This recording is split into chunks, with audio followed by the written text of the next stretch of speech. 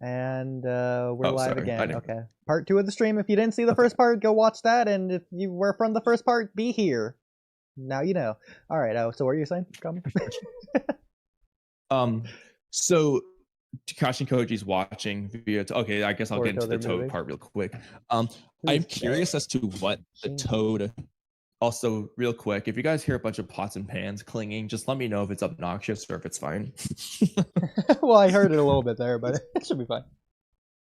But yeah, just let me know if it's obnoxious, and I'll try to be quieter. But so anyway, I as to whether the Toad registers as any sort of chakra, because on one hand, it's kind of like scientific ninja tech because it literally works as a camera that like Amato watched a projection from in the Jigen fight. But on the other hand, it's also like, are these even real toads? Okay, yeah, I didn't see the next page. Okay, so the reason he knows is because of the Toad. I was going to say, how does he know? Yeah, I just didn't look at the next page yet.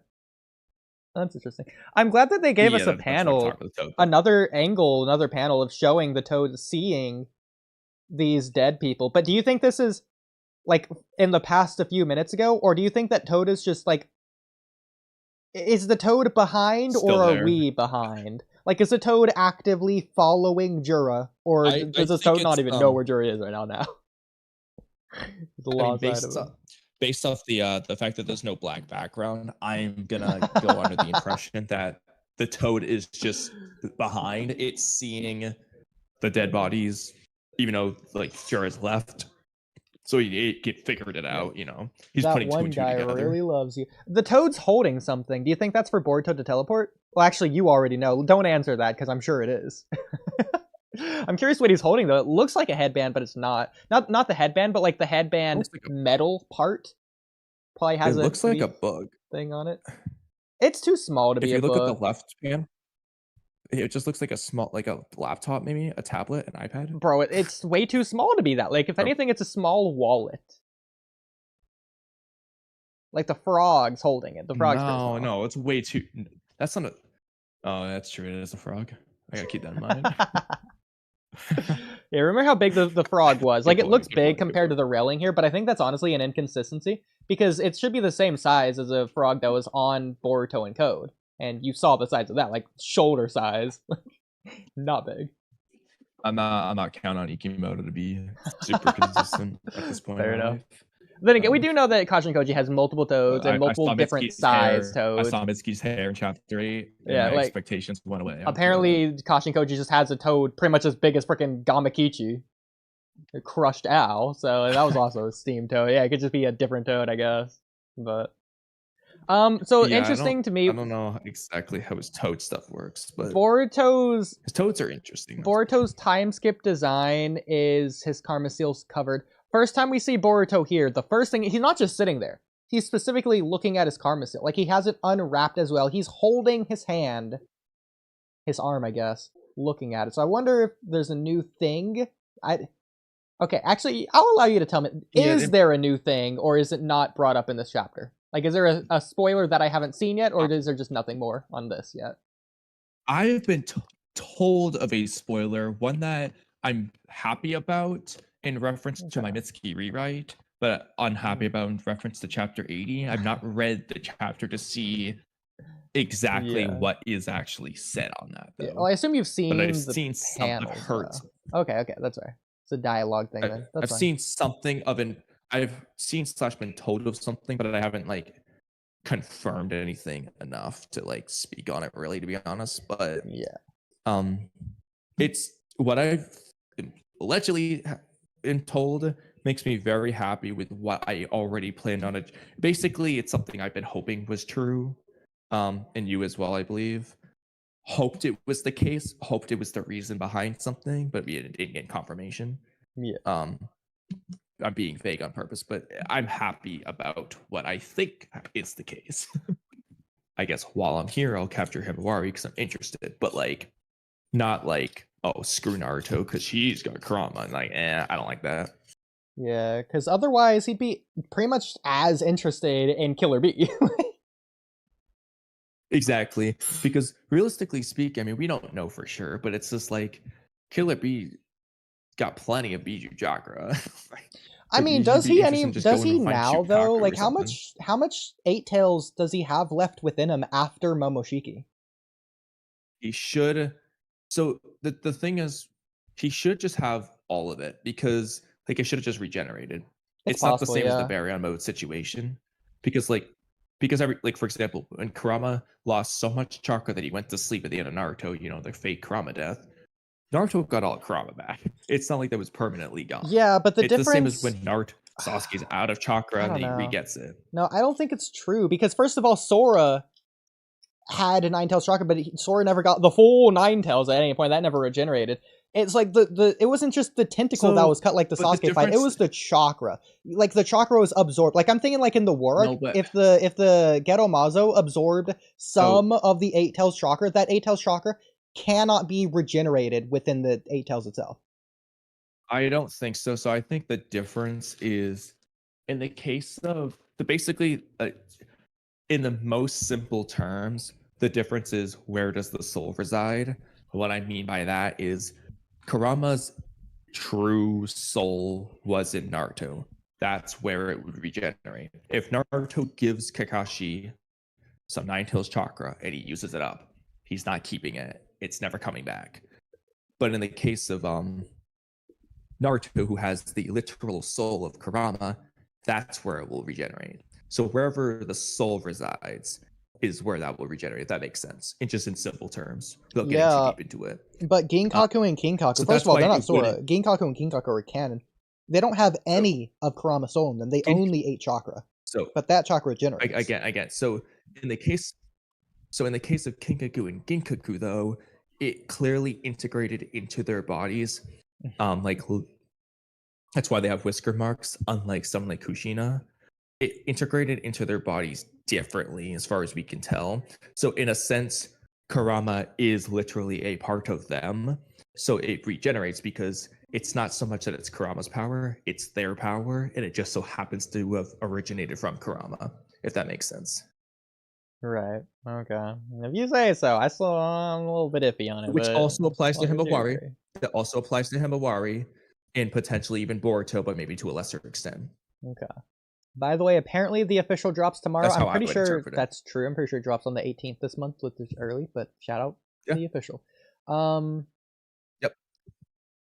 Which that's what I'm saving my review for. I thought this would just be a fun idea to do again. Like I might do this regularly, whether you want to join or not. I might do this regularly because at the very least, the only streams that people have showed up are these ones. And it is fun.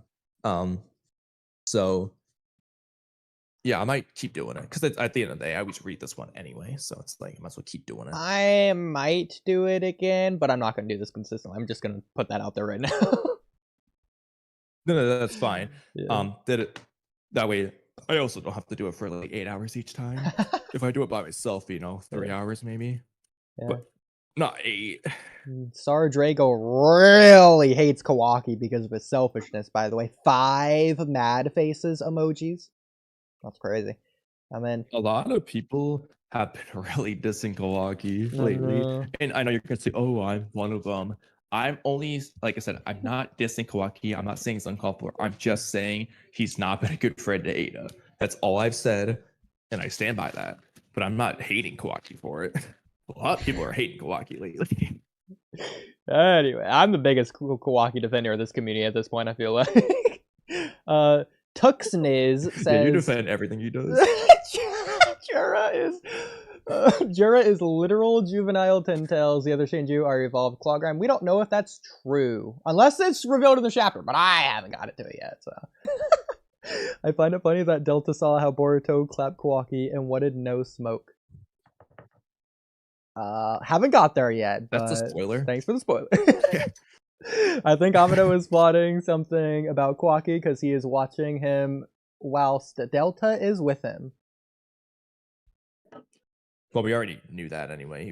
Regardless if it's a new plot that he didn't tell us or not, he was always plotting something. He told us, at least what he's allegedly plotting. So we knew that much. Bro. He dropped all his plans. He's just a dude. He's just living out his present moment, not worried about the future at all. He gave up on Akabi 3 years ago. I think the interesting part is going to be what buff does Kawaki get that makes him on par with Karma Boruto at the end of the series. You know, I think Ishiki's Karma mark could be a pretty good buff that he could get. I feel like that could be a boost to his strength that would put him pretty much on par. I don't know, maybe that's just me, but what do you think, Kamui? I think we should continue reading the chapter so that we can get confirmation on something, just in order to answer that question better. Okay, well, but I don't want to spoil it, and I also want to... let's continue reading now. So when I was talking about this earlier, these translations are very interesting. So Boruto, they're moving. Boruto, they're on the move. That's the same thing.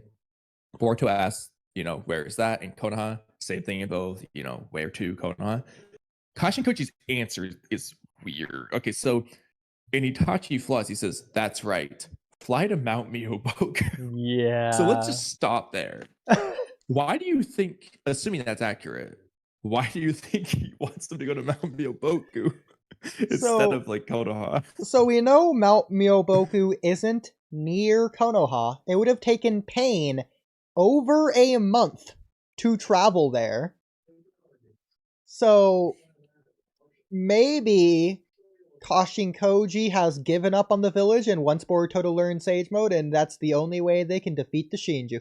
I forgot how we got. Okay, so anyway, the other translation though, the Thousand Bolts one, says not Mount Miyoboku, but instead the rest of it, the lead up's the same. But he says, where to Konoha? That's right.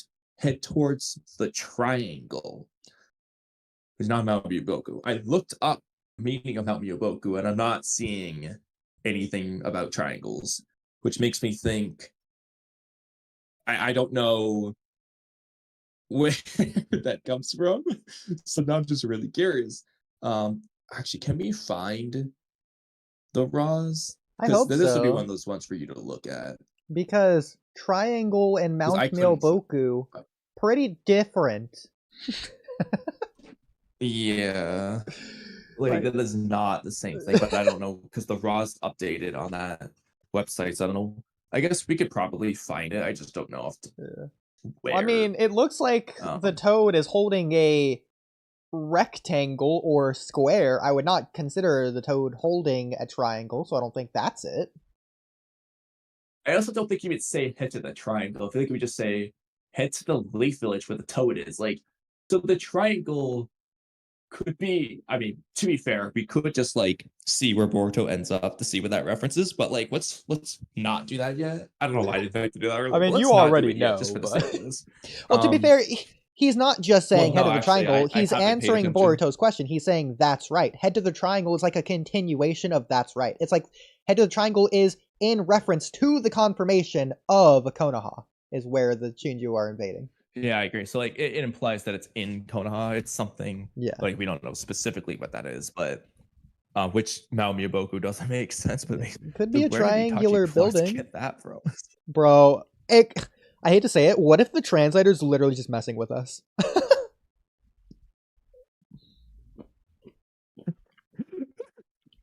He's like, because like it's possible that like to make it like goofy on purpose. Mountains are triangular shaped, arguably, but like that's so wrong, even in Japanese. Like I don't see how they could do that. That's why I tried to look it up to see if there's any reference to like Mount Miyoboku referencing something with like triangles, and I wasn't seeing anything like useful in that regard. So because like the word for mountain is not the word for triangle in Japanese. Neither is Miyoboku. Believe it or not.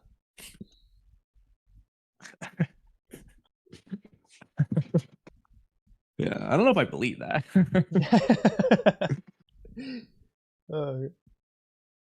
A lot of people putting also, the hearts and the 100 emojis that on I screen. Explained Kurama's soul perfectly. Thank you for that, Nehil. I thought the Kurama soul thing was good too. Some people agree, some people disagree, Kev. Do you have any theories why Jura and Bug saw Ada when using Senrigan? Because they're tin tails. Only thing I hate about the manga is it's monthly. But anyways, let's get back to the chapter.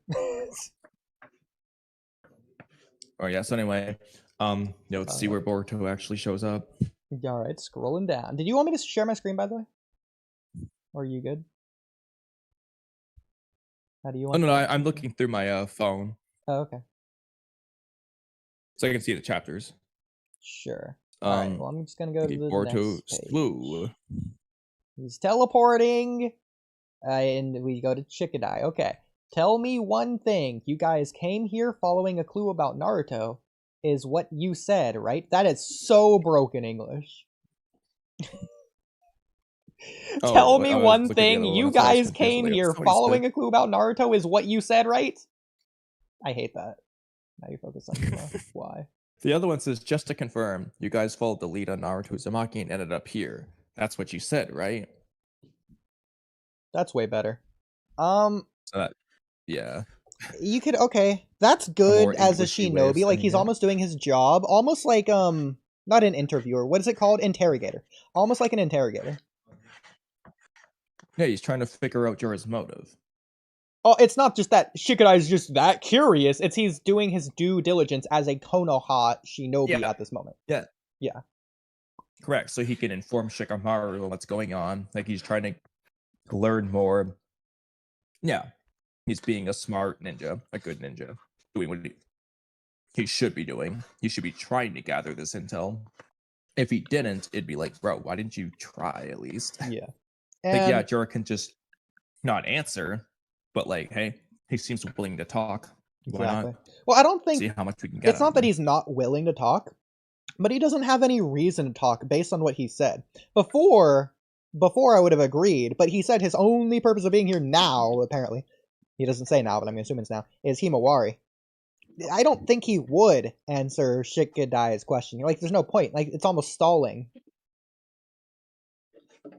He's not interested. Well, I could see Jura just being like, yeah, you're right. That's exactly what I'm doing. But why would he? I mean, let's see what he says. He doesn't say anything. But now you're targeting Himawari. Why is that? So, here's an interesting thing. Going back to the rules of the Yamanaka ability, is Shikadai himself doing this, or is Shikamaru just listening in and Shikadai can't control it? Wait, say that question again. So, it seems like Shikadai is the one that contacted Shikamaru, right? Through the Yamanaka thing? No, other way around. Shikamaru contacted Shikadai. Okay. But, like, Shikadai's talking to Jura. Is Shikadai simultaneously thinking this to Shikamaru, or Shikamaru just hearing it? Oh, you know, I think it's connected so that Shikamaru can probably hear, because the way you can tell, because when it's done through the sensory unit, like, they talk out loud, and then you can see, like, in Shikamaru's panel, it does the double bubble spiky thing, implying that Shikamaru's hearing it through the jutsu. Whereas when it's in their mind, the speech bubble will be a singular spiky bubble instead of the double one. So that's how you can tell how it's working a little bit more specifically. So the answer to the question, though, is Shikamaru is hearing Shikadai talk out loud. I'm going to switch mics again. No, I don't think that... I got my lobster Alfredo ready. Really answered my question. So what's your question again, then? It's not that it didn't answer, because it wasn't really a question, just didn't address the point. Because we still don't know either way, in my opinion. Unless there's something I'm forgetting from the previous chapter, because we already figured out how it worked. So it could... we know he's saying it out loud. We don't know whether or not Shikadai is, like, basically translating what he's saying through thought to Shikamaru as well. Nah. Based off what we're seeing, I don't believe that's the case. Oh, based on what we're seeing, I agree. Here's what he says out loud. Well, we just don't know. Again, doing his due diligence as a shinobi, he would translate this to Shikamaru if needed. I mean, worst case scenario, I feel like you probably think the same things you're saying out loud, like, I feel like as I'm talking to you right now, my mind is also thinking them. So even if Shikamaru is only hearing the thought version, because I'm saying it out loud, I'm also thinking it. So I think both would just apply at the same time anyway, as a backup scenario. I don't think he's like saying it, then translating it after, or vice versa. I think it would just happen simultaneously anyway. Yeah. So going to the next page. By the way, I am going to point this out, breaking the fourth wall. They're recapping something that's already happened twice in this chapter already, which is a recap of the previous chapter. Yes, we know that Jura's here for Himawari. We understand that now. We understand that he's for the QB chakra within Himawari. I understand. Okay, so Jura says, let's be honest here. Let's be honest here. The clue is the QB itself, because I can feel that chakra reaction from Himawari Uzumaki. The other one says, I guess I should put it more precisely. The trail I followed should have led to the Nine Tails, but I ended up here because I can feel that same chakra signature coming from Himawari Uzumaki. Yeah, you're right. It's just like omnipotence. They're recapping it for the millionth time. Yeah, okay, I hate to say it, Itachi Flaws failed me on this translation. The other version's way better. Yeah. We didn't read this one last time to compare, but what I will say, though, is, well, I still prefer that he's looking for Naruto using the Nine Tails to get there. The way he words it here makes it look like he was looking for the Nine Tails, but I still prefer that that's just how he's finding Naruto. Yeah. By the way, what Shikamaru says here isn't why Himawari. That's a translation, but that's a wrong translation. He's more so saying, that's like, Shikadai. What is okay, that's Shikadai. Well, either way. The point is he's saying what is going on here, or like, what's the meaning of this? Yeah, what's the meaning of this is the translation. He doesn't say Himawari at all. Yeah. Not that that changes anything. The other one says, what? The other one says, what does this mean? Why do they think Himawari has ? The Nine Tails should have already gone extinct. QB should have gone already. But... That's terrible.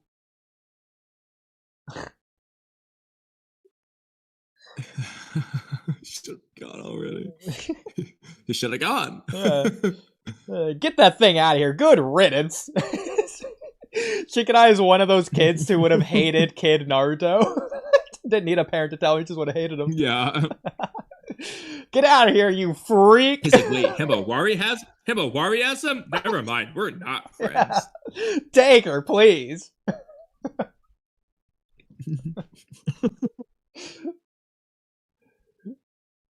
Oh, God. Also, okay. Chocho's dialogue here is hilarious. Calm down, Hima. It's a mistake. That's normal. These guys don't understand anything. There's no way you'd be targeted. What do you mean? They literally verbatim just told you that they're after Himawari. They verbatim attacked Himawari specifically.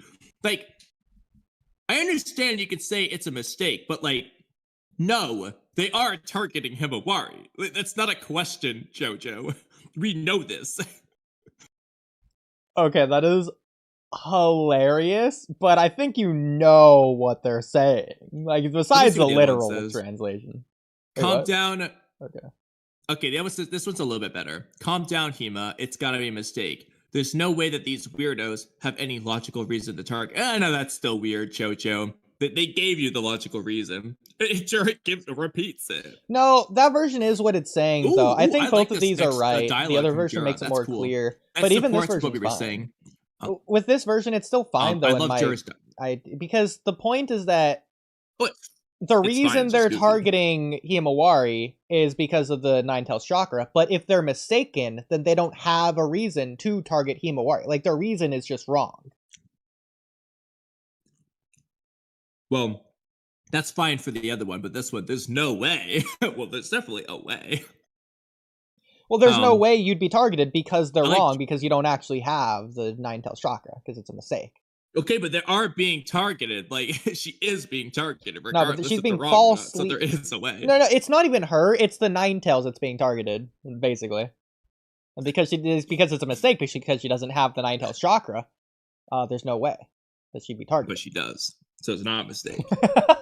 Anyway, hey, tell the JoJo. Jura's answer I like. As I said before, so I'm complaining. As I said before, we're shocked as well.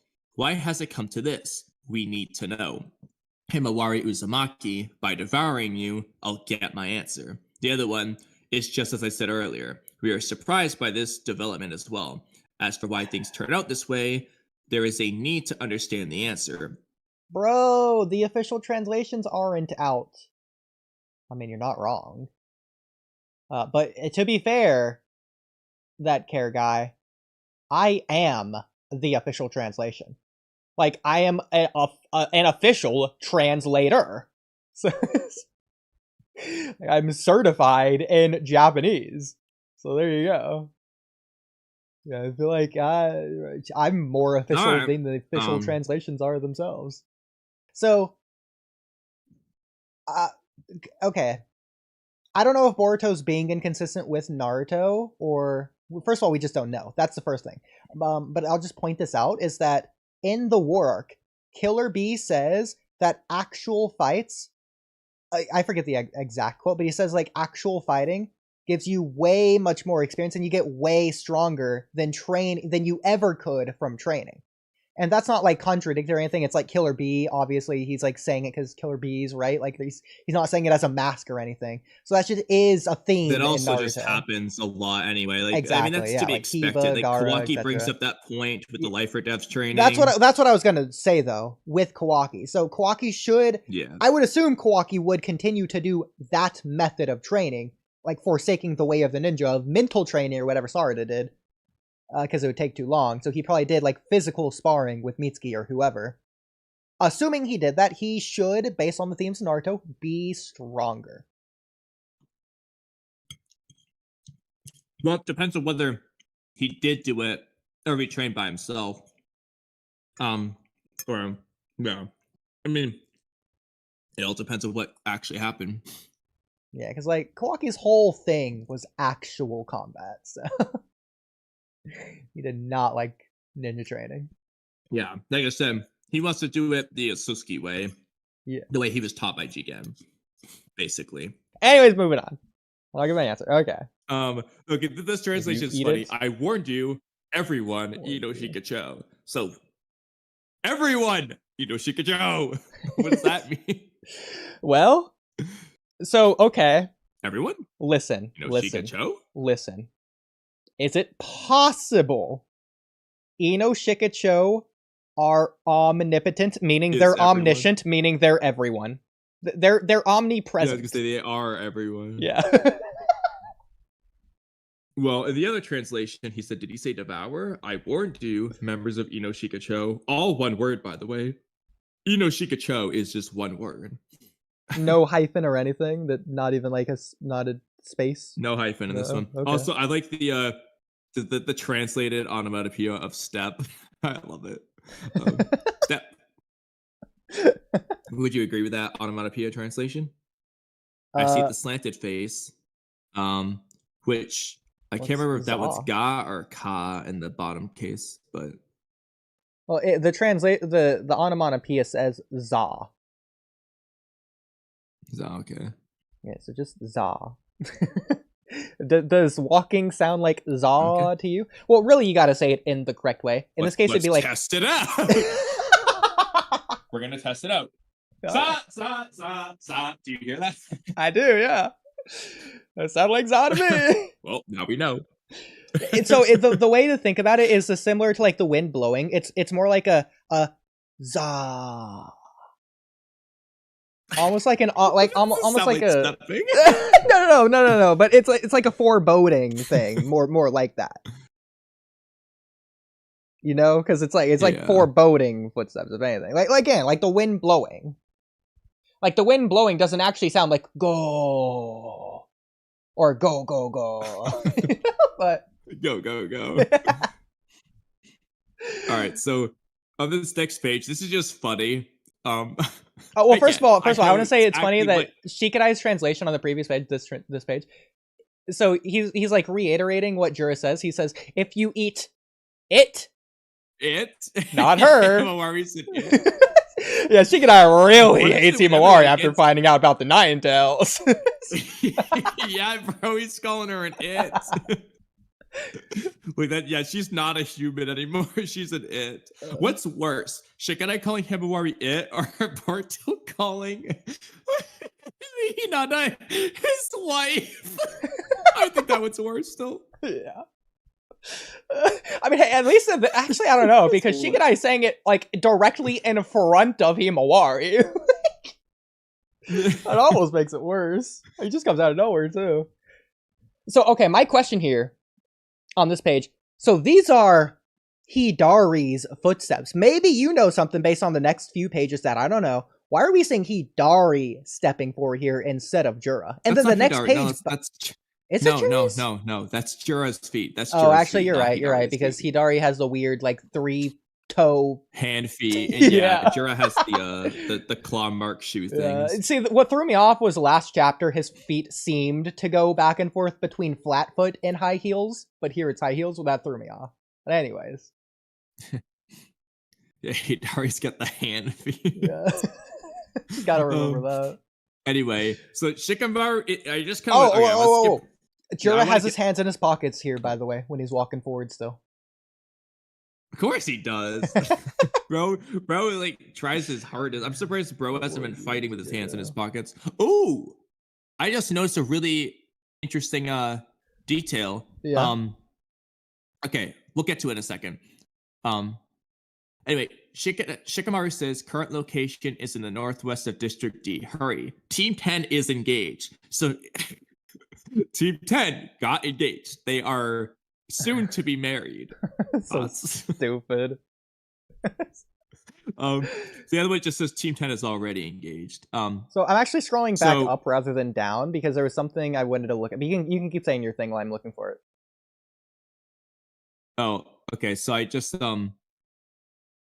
I kept reading, so this was interesting. Okay, I found it. Go ahead.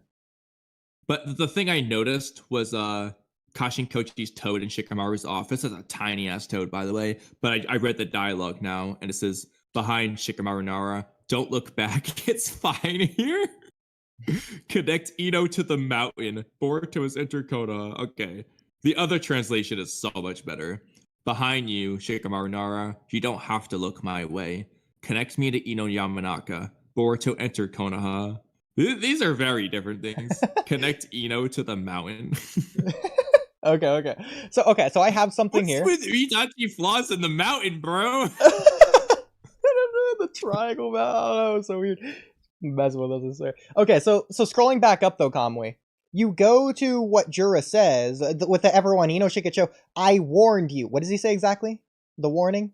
What does he say there? He says, "I warned you." I warned you, everyone. Okay. I warned you. Okay. Everyone. That implies. So that implies they went against his warning, and now it's too late. Correct? You agree? Yeah. So I scrolled back up to his warning. So I have no hostility towards you three. However, so this is his warning. If you intend on resisting, I will have no choice but to attack. If you intend on resisting, at what point at all did everyone Ino Shikacho intend on resisting? At what point between here and there? So I must have missed it. In the Itachi flaws one, I agree. In the other one, though, he says, that being said, your continued resistance will leave us with no other choice. You will be attacked. So it's a slightly different. Makes it seem like he's already planning on it. That being said, that does also indicate if you continue to resist. So I don't consider this continuing to resist. Maybe, yeah, they didn't do it. All they did was ask questions.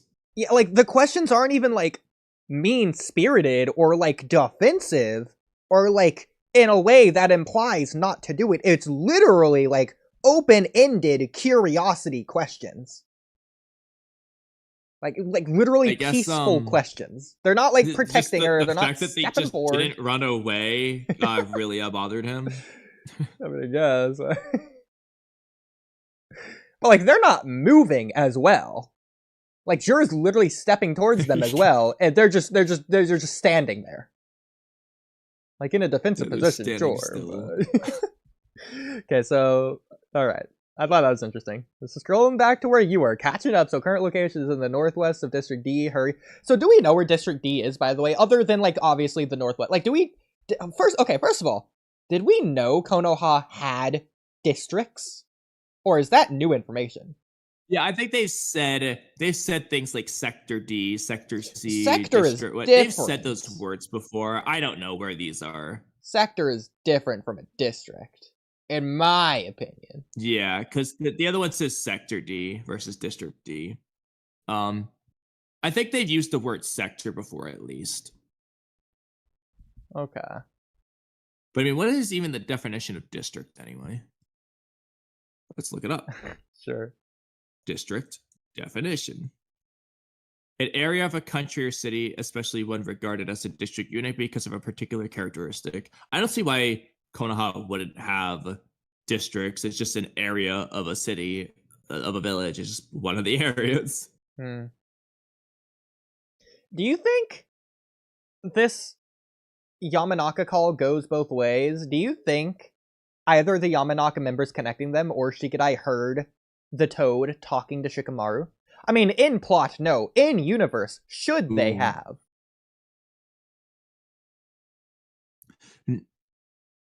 No, because it only connected Shikamaru to Shikadai. So Shikamaru's voice connects to Shikadai, but not anything Shikamaru hears. Shikamaru hears Shikadai, but it doesn't mean that Shikadai hears Kashinkoji's Toad. Okay. So why, of how it was connected. Why would it be bad if Shikamaru looked at the Toad? I think he's just saying that. Although it does look like Shikamaru is looking back at the Toad anyway. I know. Maybe the Toad just didn't want to reveal. I think, yeah, I mean, it does look like Shikamaru is looking. Maybe he can't see it from this angle. I assume the reason why Kashinkoji did this is just to kind of keep his identity out of it, maybe. That's possible. What I was thinking is, like, maybe there's like a security camera in the Hokage's office, but first of all, who would be looking at that? Second of all, it wouldn't matter if the Toad isn't on camera. Like, there's no reason for Shikamaru to not look in that direction. Like, there's no reason for him to be looking in the direction he's currently looking in anyways. He's not looking at anything in particular. So it's like, in the I'm first too place. ugly, don't look. So as long as the Toad isn't on the camera or whatever it would be, it wouldn't matter.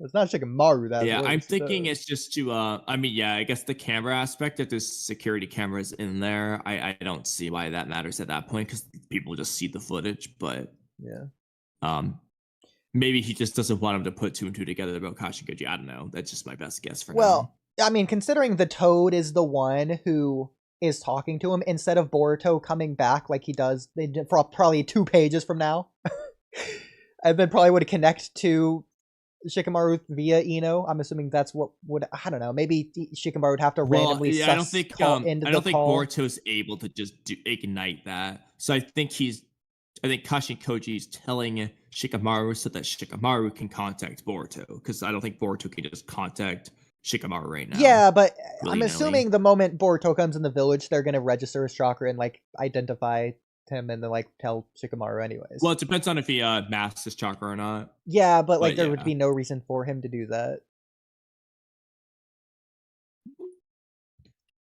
Yeah, I mean, spoilers. I don't know. Maybe I just don't know. We'll move on. I don't know either. But okay. I don't have an answer to that either, right? But I do think there's no reason for Shikamaru to not know about Kashinkoji, especially with the frog talking to him now anyways. Okay, yeah, don't look back, don't confirm it's me, but like, come on. I mean, send a messenger pigeon, if anything. Like, there's better ways to go about it, I think. Also, probably, I mean, as soon as Shikamaru sees a Toad, he's gonna figure it out, I'm sure. Besides, like, hypothetically, he does look at the Toad. Oh my god, it's Kashinkoji! So Shikamaru knows Kashinkoji is alive and with Boruto. So that bad? I don't know, bro. I'm just saying like maybe Kashinkoji just wants minimum clues. I'm just saying I don't have any other guesses. No, I'm not saying so to you. I'm saying so to the chapter, if anything. Like, I'm just saying so out loud, basically. The royal so. I know. Yeah, okay. But I'm just like Anyway, next page. I do want to say, I think it would be better actually for Shikamaru to know about Kakashi and Koji. First of all, just the fact that he's alive. Second of all, the fact that he's on Boruto's side and that he's not an enemy, because he was like on Kara's side, and like Amado is weird. So I don't know. I read something Delta said, and what? No. What happened over the dikes? Okay, hold on. We gotta read this. Konoha. Oh, okay, hold Finally woke up. Don't make me worry like that. You don't. To show to Ada-chan, do you? That's not what I was referring to, by the way, for that. It's such okay, don't yell in my ear. If it's damage, it'll recover. So is he saying his ear got damaged, or is he saying just in general his damage? I was wondering about that. Yeah, so, but also you're gonna hate me. So you're gonna hate. So Otsutsuki's just naturally have regen.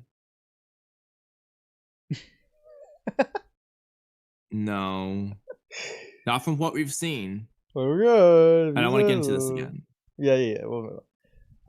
Just because you have almost invincible regeneration, it makes you reckless. Okay, listen. The other one says, here's what the other one says, though. All right, let's just go through the whole thing. You're finally awake. Don't make worse. I never hear the end of it from Ada. If you seriously got hurt, don't break my eardrums. The damage is almost done healing up. Delta says, you're basically immortal, so I guess your recovery ability kicked in, huh? But you still need to stop rushing in without thinking. Look, Kawaki has healing. Yeah. He does not have almost invincible immortality level regeneration. Since when? Like, bro could not... What? Ever since he became Otsutsuki. Like finally, it's pretty obvious. No, otherwise Boruto's eye would have immediately healed in chapter 78. He wouldn't have a scar. It would just heal. He was 100% Otsutsuki. Well, to be fair, his eye did heal. Kawaki also... No, it didn't. The scar didn't, but his eye did. Got a scar. I don't consider a scar as damage. Not from what we've seen. He literally just keeps his eye closed at all times. I don't think it healed. Anyway, tell to the Jogan. Tell to the outside of like when he uses the Jogan. First the thing we see. The only time it works. Yeah, but it's only when he uses the Jogan. I think that's the only time he can see. But that doesn't when make the Jogan's sense. Activated. I don't think his regular eye healed. Either way, though, like 80% Boruto. This is all the more reason than why 80% Boruto shouldn't have died from Kawaki's attack if all Otsutsuki have immortality level regeneration, huh? Well, he didn't die. Just healed Kawaki's attack just fine. Huh? Now, it's the same thing with Boro. Boro literally had infinite regen, but if he was just injured to the point of death, it doesn't matter, because he can't regen if he's already dead. No, he can only be injured to the point of death if you obliterate his entire body, specifically his core is what's important. Or when he lost the core, then he didn't have healing anyway, from what we saw. In the case of Boruto, he wasn't obliterated. He just got stabbed.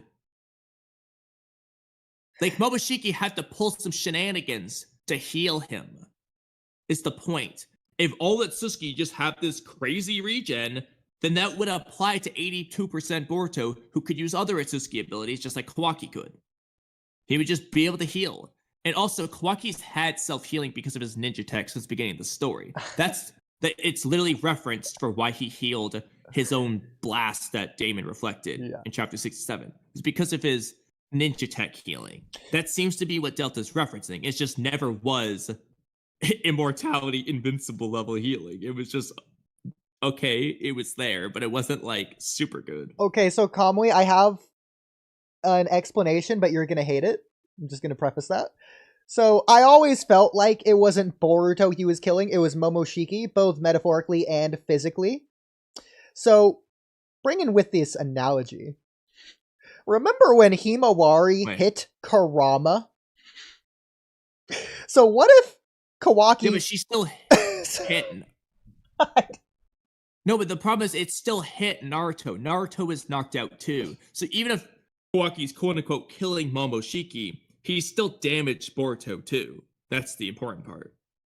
Well, yeah, but I don't care, because if Momoshiki's dead, could Boruto heal? No, because Momoshiki had to save his ass. That's what I'm saying. Which like means right now, we don't have auto healing automatically when the Sasuke Boruto didn't do it without Momoshiki helping him. And Momoshiki didn't use it with its Sasuke powers. He did it by turning his Otsutsuki. In fact, Momoshiki turned his Otsutsuki data into Boruto human data. No, you already said that doesn't make sense. You already said the translations don't make sense. You can't be using those translations. The chapter doesn't make sense regardless. No matter what, it still doesn't make sense. I don't think all Otsutsuki have this OP healing. I think Kaguya did. And as far as we've seen, the others have not. It would just be weird. I like Shibai. Healing isn't a special thing. But like Daikoku Ten, sure, you can say that's a special ability. Healing is the same as flight. All Otsutskis just can fly. It makes no sense for all Otsutskis just not to be able to heal. It's just a basic thing. Bro, take it up with the manga when the other Otsutsuki don't heal then. Like... No, I'm just saying, if Naruto's brought back right now, because he doesn't have Kurama, he can't auto-heal anymore. He just has normal healing. It's like, if Momoshiki dies, Boruto can't heal. Correct. That doesn't work with your theory about Otsutsuki being able to heal, because if Momoshiki was gone, Boruto would still be Otsutsuki. So that contradicts what you're saying. But it's not an auto-heal. No, it's not an auto-heal. They can choose to heal. And they can choose not to heal.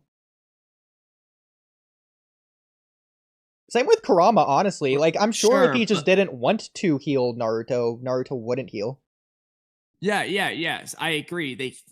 You can, at least in Naruto's case, he 100% can do that because he does it versus Delta. Yeah, it's the same as Hashirama, basically. But I don't think Kinshiki or Ishiki and Ishiki were just choosing not to heal when they should. When should they have? And horns don't count. See, I think that's stupid already. I think horns should be able to heal, but well, there's parts of the body that can't heal even on aspect. Humans. Like if you cut off a limb, you're not going to heal that. Even but you can heal a broken bone. Kinshiki's skin was all ripped up. Doesn't heal it. When he breaks out of the this is in the movie version.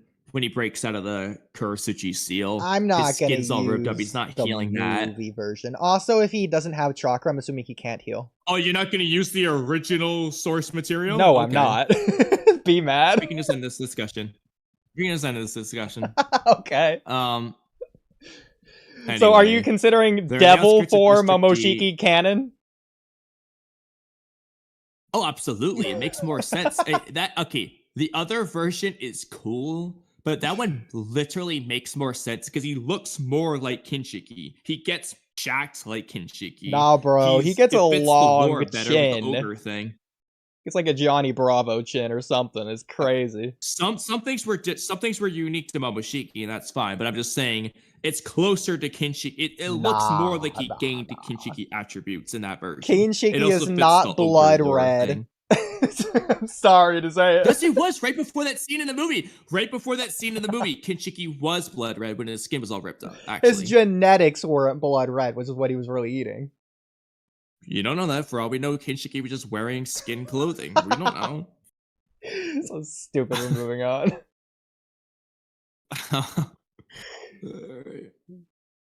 So they're in the outskirts of District D now. Let's go. Hold up. There's one more person. So by the way, I hate to complain. So this chapter so far, as of right now anyways, I'd say it's been probably, if I had to do a statistic, around 80% recap. The new things have been really cool. Like Kawaki woke up and like Jura tried to capture Himawari, and then Boruto's at the Orochimaru base and he's back at Konoha now. Those are the 4 new things of the chapter. All 4 of those things are cool. It's progressing the story and it's good revelations. Aside from that, all the information. Oh, also Shikamaru, I guess, noticing Kashin Koji, so that's 5, technically. Aside from those 5 things, the dialogue, all the information, whatever, the details, as you like to say it, the details are what matter. The execution have just all been recapped. Well, after the omnipotence count, of recaps we did the other day, I am not surprised. Okay. I think so far, anyways. Like, it really does feel like with some stuff, they feel like recapping the same information over and over again instead of addressing questions that need answers. Okay, so maybe aside from chapter 2 or 3 with Boruto saying to Code the same thing 20 times in a row, this might be, at least contender, if not tied, rivaling the most recapped chapter so far. Easily. Easily. Well, let's keep going. So one more person, show yourself. What is the other translation? Because hold up, there's one more person, show yourself, the uninvited guest, and then you cut to Boruto. He can sense Boruto, and if he's masking his chakra signature, he just wouldn't know there's another person. Well, no, Kawaki can sense him even when his chakra signature is masked. But Kawaki says, "Hold on, there's one more right nearby." An uninvited guest, actually. That is. So Kawaki, but that being said, it doesn't seem, nobody says like, oh, new chakra, Boruto's arrived, and the fact that Delta doesn't notice it either does imply that Boruto is currently masking his chakra signature. That's why only Kawaki's noticing him, which is also probably why Kashin Koji told Shikamaru about this, because in the next page, Shikamaru contacts Boruto, which is interesting, by the way. We were questioning before whether or not Ino could connect someone while their chakra signature is masked. Based off what we're seeing, it seems like she can. Okay. They just need to be in the range, I guess. Yeah. But I don't think she needs to know where Boruto's chakra is. I think that Kawaki should know it's Boruto, though, because even if his chakra signature is masked, he could still... He knows it's his karma. Like, if that's what he's sensing, he knows that. He knows Boruto's karma. Yeah, he knows it's Boruto. Yeah, that's why in the other one, it doesn't imply a question. Oh, I mean, even this one, he's just saying, show yourself.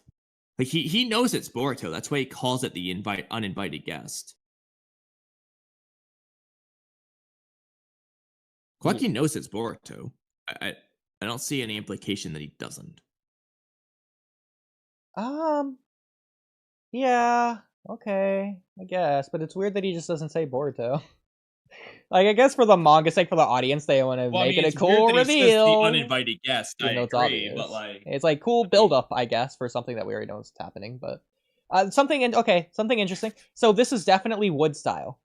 So it's not a shinjutsu. It's not just a thing, a Tin Tails ability. No, this is specifically wood style, apparently, based on Kashin Koji's explanation. Anyway, could be wrong, but it's apparently wood style. Well, that makes sense. It's like, I think the divine, like Madara's divine tree deep forest emergence, I think would be considered wood style, even if it's from a divine tree. It's still like wood style. So here's the thing. Do you think Madara can do Divine Tree Deep Forest Emergence if there isn't a Divine Tree? Like, can he make a Divine Tree? Is that how the Tin Tails are made? But, like, it's starting as the Divine Tree, which is the evolved version. It's like you just skipped the seed step entirely. Yeah, I don't think. I don't know. I don't think so. I think the divine tree. I don't. It's weird, bro. Because Obito freaking pooped out the 10 tails while still being the 10 tails Jinchuriki, turned it into divine tree, and then Madara reabsorbed it. It's just weird, man. I don't know. I know. I also like how the Toad says it's their doing, as if Boruto wouldn't have guessed that based off Kashin Koji already telling him that they're on the move. Like, I feel like Boruto could put two and two together. Oh my god, for the abridged, let's just have the Toad not say this, and Boruto says, I can't believe you went that far. He's talking about, he thinks Kawaki killed these 12 people. That's, whatever canon reason, we're just scrapping it for this. Yeah, like, Kawaki, why did you... Yeah, no, you just like, Kawaki, why did you kill them? Everything else you've done up to this point has been understandable, but those 12 people, that's going too far, Kawaki. I'll never forgive you. You killed Sarah? My ninja friend Sarah? How could you? Anyway. Yeah, like, so laggy! Actually, can we just add that? Like, Boruto just yells, so write it down. Okay. So by the way, when Naruto gets freed, the first person he asks about is, how is Sawagi? Write that down too. Is he okay? So by the way, I have another theory for what could be happening here. So we know Moegi, not Matsuri, Moegi has wood style. Is it possible that all the Shinju, or at least Jura maybe, shares all the same abilities because they technically all come from the same place, they all have the same body or whatever they say? Theoretically, yes. However, the Ten-Tails in general, like, these are divine trees. They're trees, allegedly. Makes sense that they have wood style. The Ten-Tails made wood style spikes in the war arc. I think the Ten-Tails just already has this ability anyway. Well, so I don't think it's coming from Moegi. I don't think the Ten-Tails that just is a thing. I don't think the Ten-Tails was shooting wood style. I think the Ten-Tails was shooting itself, which happens to be made out of wood. But I'm not counting that as wood style. All the more reason for it to use wood style than if it's made out of wood. No, that's not wood style at that point. That's just using your own body. Like, humans with... Okay, Rock Lee isn't doing skin style jutsus. He's using human style. Flesh style. Punch technique jutsu. He is using the strong fist. I mean, it's kind of like... kind of is doing that, but Shikamaru reminds us that this is an unofficial call. Can we count that as recap?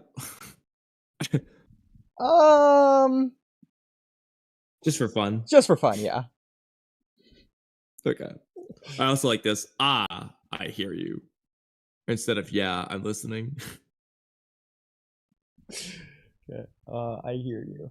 There's two enemies. They must be the divine trees you mentioned. Apparently, they're after Naruto. For some reason, Himawari is their new target. I'm gonna count all of this as recap as well, even if it's filling Boruto in. Oh, absolutely, it is recap because we already fucking know it. Exactly. It's not as ridiculous as the one when Ada tells us in the previous chapter. When Ada tells us the same information Ada tells Shikamaru the same information Boruto told Shikamaru earlier in the chapter. It's not as ridiculous as that, but still, like, we know. In case you forgot, by the way, they're after Himawari now. Boruto says Himawari. Seems that QB Chakra is related to her. You have any idea? QB? One. Apparently has something to do with Nine-Tails Chakra. Do you have any idea why? Boruto says the Nine-Tails. So hang on, wait, hang on. Looking interested. This is this is interesting. Shikamaru and Boruto are they're converging via mind transmission jutsu, not speaking out loud. Can Kashin Koji via the toad? Yeah. Okay, but like, from Kashin Koji's perspective, hear what Boruto said. From Kashin Koji's perspective, Boruto just stood there for like 20 seconds, then randomly said "QB," not question mark, just period, just statement "QB." Yes. Okay, just confirming. If I'm correct, Kashin Koji heard Himawari, the Nine-Tails. And that's it. Okay. Because to be fair, it is possible that Shikamaru also connected Kashin Koji via the toad, because Kashin Koji is the one who literally said, like, hey, Boruto's coming to the village. So it is possible that Shikamaru connected Kashin Koji too, because of that, to be fair. Yeah. Well, I will say, even though Boruto says some stuff out loud, he says some stuff in his mind, but that's fine, you already know that. Shikamaru doesn't say anything out loud. So the toad in the room with Shikamaru can't hear anything either. And unless he's connected. Like... Yeah, in fact, is the toad on Boruto the same toad with Shikamaru? Oh, you might know because spoilers based on the rest of the chapter. No, it's more than it is one. Two different chapters. Okay. Well, I mean, I assume it's more than one anyway. Well, I'm thinking it could have just traveled like to two different places, like back and forth. But either way. Yeah, but that'd be ridiculous I because agree. first there's the Toad watching the village saying, hey, Boruto, the Shinju are here. You should go there. And then there's a Toad popping up in Shikamaru's Hokage office. Like, this would just be ridiculous. Yeah. Okay. It's probably what with Toad. Yeah. Do you want to reach out again, by the way? Looking, there's no super sure. Chats. Okay. Well, I have a lot of messages to go through. Yeah, we'll just do the highlights real quick. In fact, if you want to speed blitz through some, and so we don't have to talk about them. I wonder when Jura is planning on killing Kawaki. He said he won't kill you yet. Probably not till he has all his curiosity answers. I imagine. Jura kills Amado. That's interesting. Could happen. Wait, what's the question? I hope Jura kills Amado. Haven't heard much discussion between Jura and Amado connections. And those are like two big players as well. Besides the one that the panel I showed you earlier. That could be interesting, to be honest. Like, there's a lot of ways Amado could go down.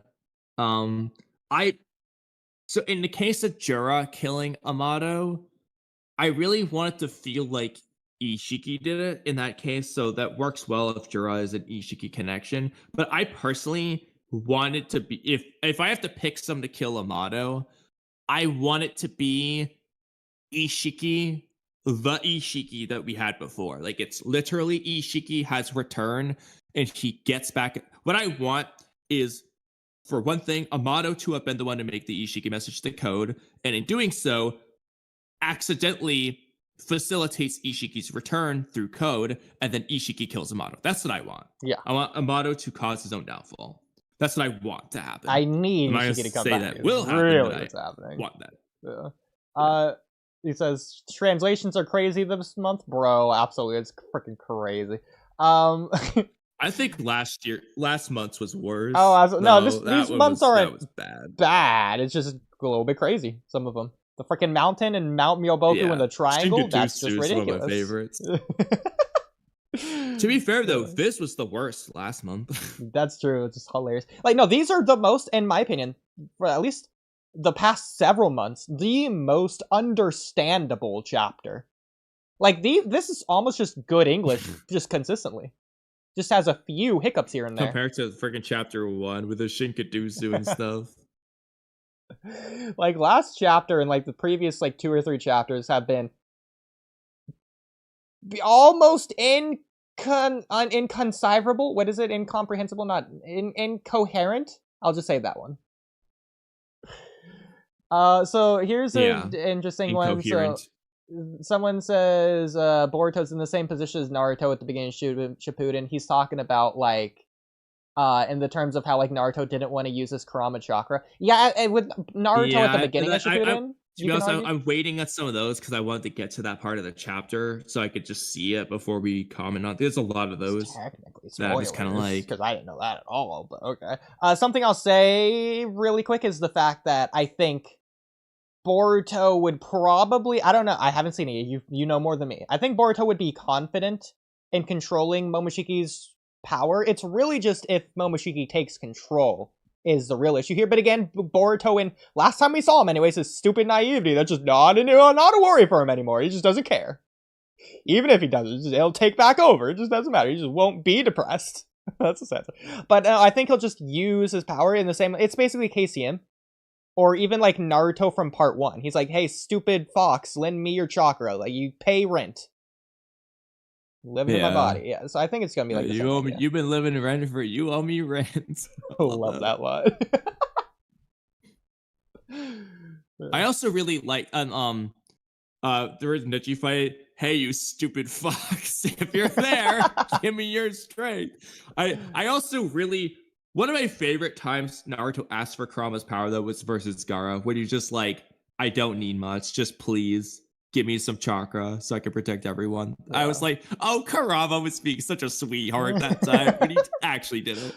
Yeah, like, at the abridged, we gotta be like, bro. Well, I wasn't going to, because I'm evil, but since you said please... Yeah, since you said it so nicely, I just can't refuse. I feel obligated. You know, it's the Japanese culture and all. I just couldn't be that disrespectful. I mean, obviously, Kurama was going to do it anyway, just because it broke the seal more and more. But but let's ignore that.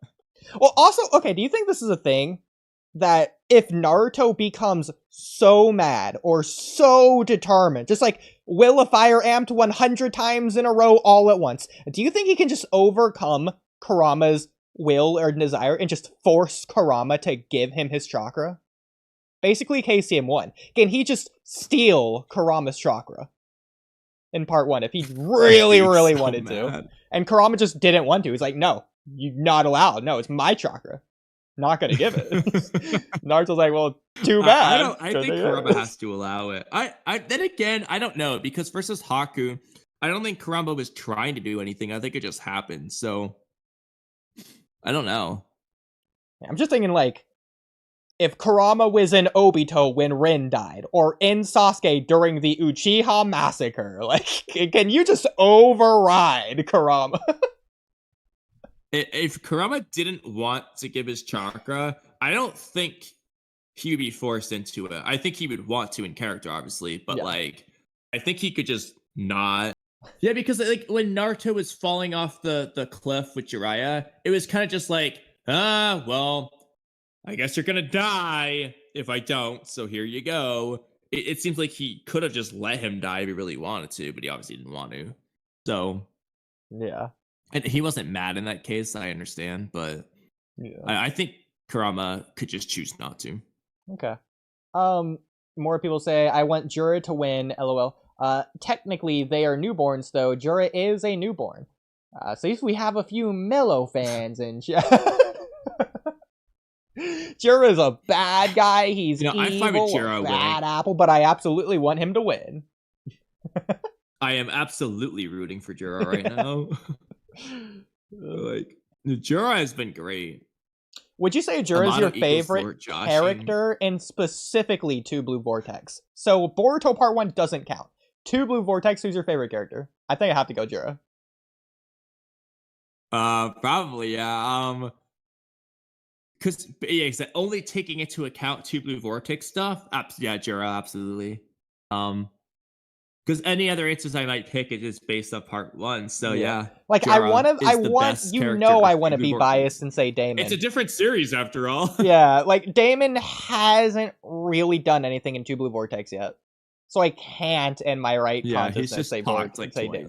Yeah, exactly. Yeah, no, Jura is just.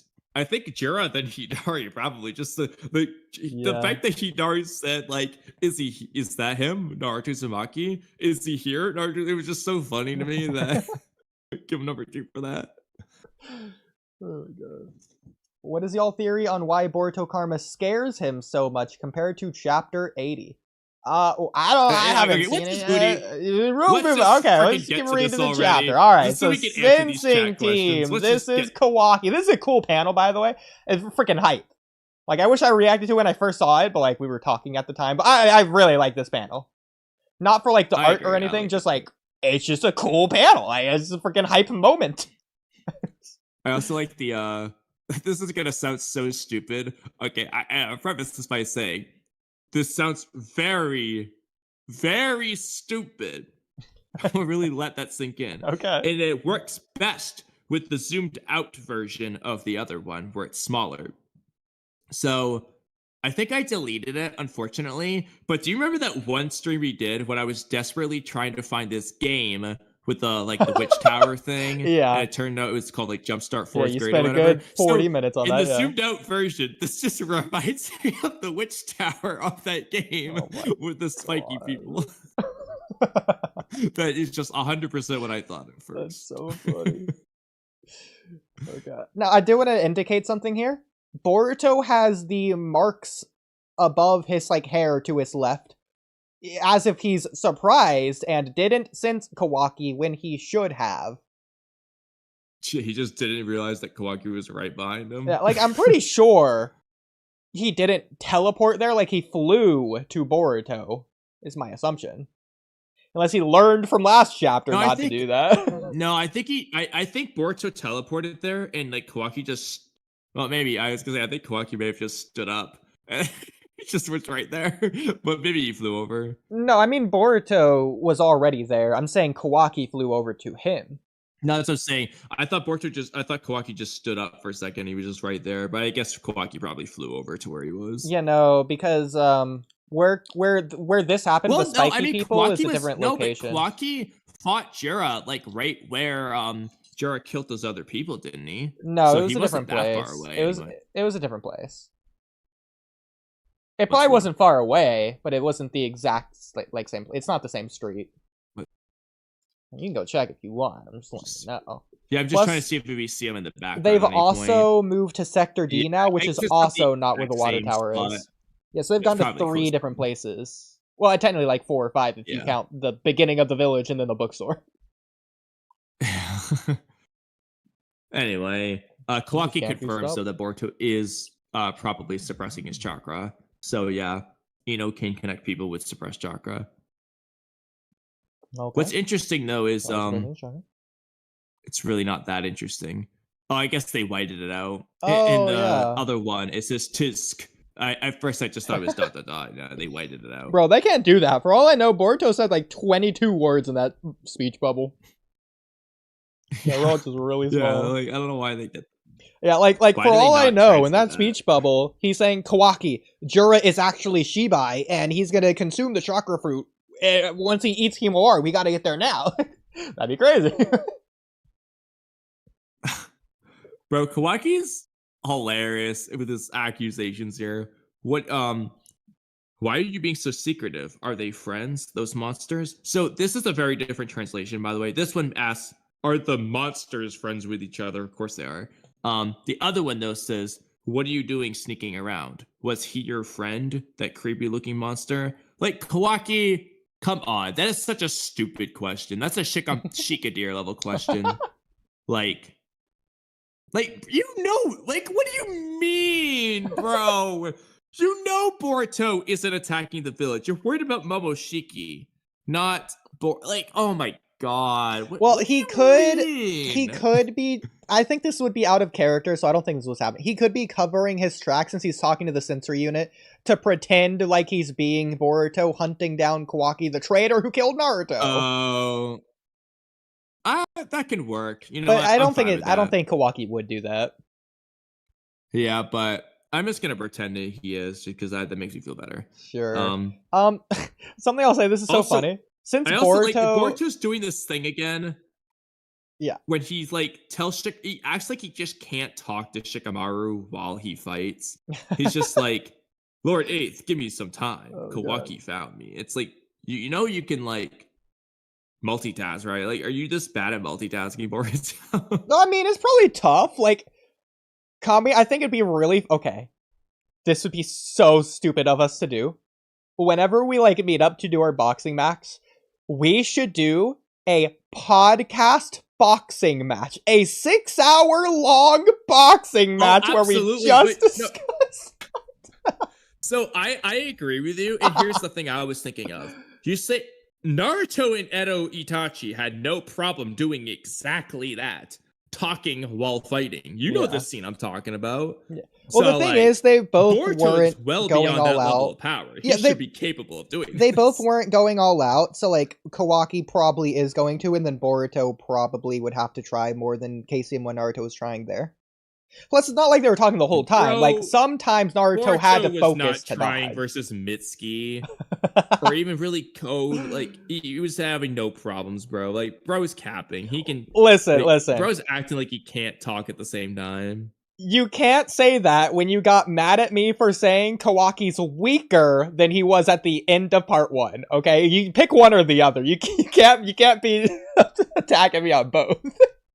Boruto can't exactly. Boruto should not have a problem. In one of the translations, Mitsuki straight up said he's stronger than Kawaki. Exactly. So if Boruto wasn't trying then, he's surely not gonna try now. What I find really funny is, again, scrolling back up like 2 pages since we've skipped so much. Not skip, you know. Since Boruto just didn't sense Kawaki, if Kawaki didn't say, sensing team, this is Kawaki, Kawaki could have snuck up behind him and killed Boruto. Keep that in mind. That's hilarious. Boruto should be dead right now. Okay, this is okay. I know you said you don't think Kawaki's pretending, but like this next one, not so very self-aware, are you? You are the enemy of Konoha, Boruto. It really feels like he's trying to put up the act. The other one says, seems like you aren't aware. Konoha's enemy is none other than you, Boruto. What are you looking at? Really because trying to sell it. What are you looking at? Because I'm looking at Boruto saying, "Are you the type to be playing around here, especially when Konoha is under attack?" Oh wait, I just accidentally skipped over that panel. Yeah, my bad. I'm gonna say, is this a third translation? What are you? I forgot to read the words. That's funny.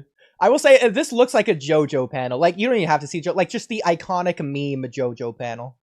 Like, oh, so you're approaching me? Yeah, or whatever it is. Yeah, like I've heard the like the walk thing, like Jigen does the walk when he's talking to Naruto and Sasuke at one point. Oh, also, okay, you're gonna like this. At first, I thought this was silly, so I thought Boruto saying the term "playing around" here was just a bit ridiculous, a bit goofy.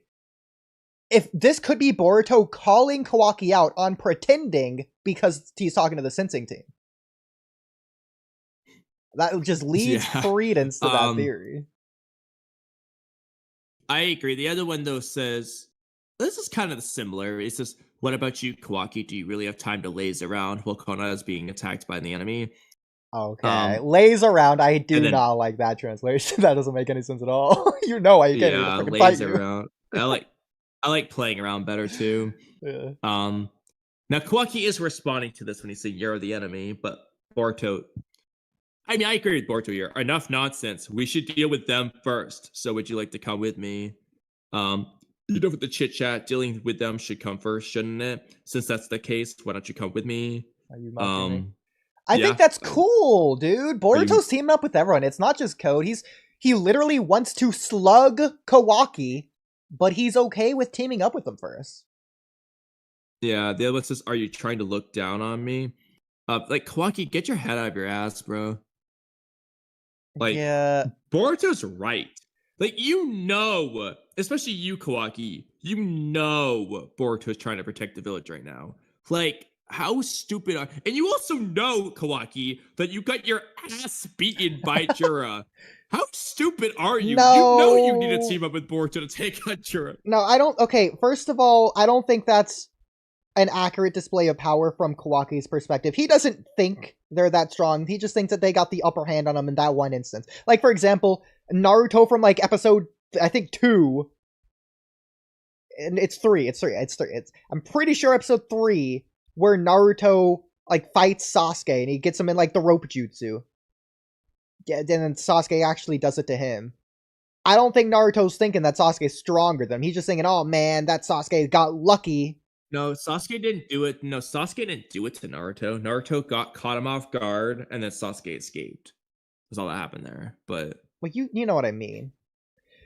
Just hypothetically, just conceptually. Yeah, but that's different. Kawaki wasn't caught off guard. He was blatantly overpowered and knocked out. I disagree. I don't think it wasn't long enough. Like, I don't think it was a good display of Jura's power for Kawaki to think Jura's stronger than him. And that goes like to also his arrogance. He just wouldn't think anyways that Jura's stronger than him. Like, he'd be like Sasuke fighting Itachi. I think it's an arrogance thing.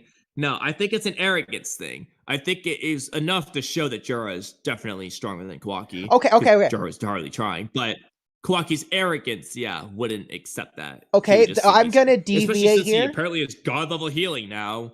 I'm gonna derail here. You're gonna hate me for this. Taking that concept, why don't you apply that to frickin' other shinobi like Hashirama, the hypocrite, who just can defend the village no matter what? He just has faith in the next generation. Oh, blah blah.